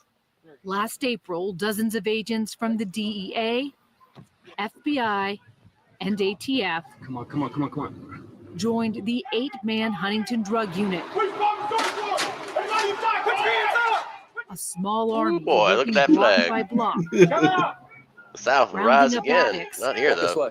Come on. arresting dealers, My God. shutting down drug dens that had taken root throughout the city's residential neighborhoods. Inside one raid, there was Rough-looking another place on a gliders. baby's changing table out. and a handwritten note telling addicts not to use dope in the bathroom because that's where the baby will be taking his bath. How When you thoughtful. go out on these raids and You you can look put the around on crack the pipes floor and and meth there's pipes on the baby's bed. diapers, bottles, kids' toys. That stuff takes your breath away. Yeah, it does. It's always had an effect on me. But it really changed about 6 years ago when I had a daughter. And man, it's not good. Did you think this is not winnable? Yeah. Yeah, I tell you what, we pounded it day in, day out, almost 24 hours a day, me and my guys, and you'd think, oh, good, we can catch our breath for the next couple of days. No, the next day, they're right back at it. Somebody just filled the spot. And that is when I started to think, as hard as we're pressing and as hard as we're pounding away at this problem, we're not making any difference. You guys realized you couldn't just arrest people. You Right. had to do more. Our side is to disrupt the supply. But what was invariably left behind was a group of people who were the buyers, who were still coming to the store looking for that. Huntington police realized to break the cycle, they had to curb demand. Rough looking gliders. God. She's Look probably like 30. shriveled up birds or something like that. Yeah, you can tell she's not from the town. You just look at her and tell she's not Chief from the Dial took an unusual step. Yeah, she doesn't have any He marks on her hired arms. Krishana Harless, a mental health addiction specialist. She was dispatched to the front lines to work with the drug unit. All right, let's go. What did they tell you about what they were thinking? Basically, our city was in a crisis, and their officers were exhausted, and they knew that they were missing the ball, She's a former that they addict. couldn't arrest their way out of it, and they weren't sure what to do, but this was something they wanted to try. And so you were kind of making up this job as you went along at first. We all were, yeah. We'll send a girl down here to talk to you. She's not a fentanyl cop, she's a interrupter. civilian. She specializes in mental health services, especially rehab, but at least hear what she's got to say and take her card. How about that? Would you be interested in talking about detox today and getting into a program? What about me and him going together? Is that not allowed? Typically, that's not something that we encourage. This was a whole process. Like, first, I had to find my footing at the police department. Then I had to get in with the drug unit, which was rocky. And that was not a small task. Tell me the first time someone brought up the idea of having this kind of softer edge to the efforts to curb drugs here. How did you react? He doesn't buy it. Honest, I was a no. I don't want to hear this. Because you thought what? You thought this is soft. Same old thing. Yeah. Here we go. It's the same old thing. A bunch of people are going to talk and nothing's going to get done. What's going on? I had to get out in the street, and I had to really meet with people all the time and be there all the time, to the point where even Rocky came back to me and said, people talk to me now that didn't used to talk to me because they see me different because I have you with me. Obviously on heroin because we found the needles in the bedroom. We were handing the addicts off to her so she could do her job, and that freed us up to do ours, which was target the drug dealer. Standing just under 5 feet thin. tall, Harless is a huge presence on the streets where she spends most of her working hours. Hello. The rest of the time, she's finding open beds in rehab and advocating for users in court. She gives all the addicts she meets her cell phone number. Okay, so you have my number right here, the cell. You can call or text me anytime. They call at all hours and on holidays, and she says she always answers. Wow. Can we talk for a second? That woman is Dude, amazing. have you ever talked to somebody who's been fucking deep on the like Yeah. they're fucking out of their mind, like, you know, they don't even make any fucking sense. Yeah, I've definitely talked to heroin users, man, and shit like that, man. Never, I don't know no fentanyl users, but heroin, yeah, definitely. Call Yeah, it, the same thing. call it dope. Yeah, but even this can be looked as a very bad way also to the Sun Man, because they can see this and say, well, you know, this type of stuff wasn't given to us during the crack epidemic. We didn't have anybody coming up here. All Yes, they the would do fuck is it arrest was. someone. Oh yes, it was. It was for social workers and shit like that, and outreach. They got more programs. She's Definitely. the program. She's the only program these motherfuckers She's got. a one-woman program, yeah. Yeah, but to them, they don't care. They want to Yeah, go they with that still gonna narrative. say it. They just gonna say it. Yeah, they're gonna say that. But True. like in the black community, they got 1,000 programs. They did just the rest, it is. Shit. I'm going to give you my information first. My name's Krishana. Have you ever had treatment before? Not really. No? Are you interested He's got in some getting some like treatment? necrosis going on. Well, I would like to work with you, help you figure out what would be best for you and get you in somewhere. There's a lot of individuals that are left in the aftermath that just need help. And that's where I get to go in. And as a social worker, that's huge, because there is no other job that I could have that would afford me that opportunity to meet somebody in that position. In that moment. In that moment. And the look on their face, they just look like they just can't believe it. No, we're not. So I've been at this for 27, almost 28 years, and I've seen programs come and programs go. Most were failures. Most did not fix a problem. Most moved a problem around, okay? Because I never had that option before, okay? I never had an option of rehab and recovery. Had a lot of talk, a lot of noise, but nobody ever really fulfilled that promise until now. We spoke to dozens of police departments in areas hardest hit by the drug epidemic, but none has a program like Huntington's, putting a social worker like Harless on the front lines. She has an incredible amount of patience. She will sit there and talk, and she's not pushy. She's not shoving something down somebody's throat. She just stands there, and she's very calm and collected, and very passionate about what she does. So noon tomorrow? A passion and patience born out of pain. 3 years ago, she divorced her husband. Once a decorated soldier, he'd become a drug addict. You know, and I would find myself, you know, out on my own trying to hunt him down because I was worried that he was dead, and finding him like, you know, in a crack house. I really get it on a personal level. I know what it does to families. I know what it does to the person. And I think of that all the time, because if somebody had have said, can I help you? And they really meant it and they helped us navigate the system, maybe things would be different. Krishana Harless says her husband never accepted her help. Most addicts she meets do. Today, she's working with over 300 users. 73% of them have gone to rehab. I remember going out looking for you. Yeah, that's when I was on the streets. Yeah. Being a knucklehead. Brother. It's good to see where you're at now. Yeah. I'm glad I'm still alive. I am too. The story will continue after this. Man. Damn, Good to the her. angel. Man. Yeah, she's a damn angel, man. Shout out to her, man. Any final thoughts, man? I think I'd rather be there than Monroe.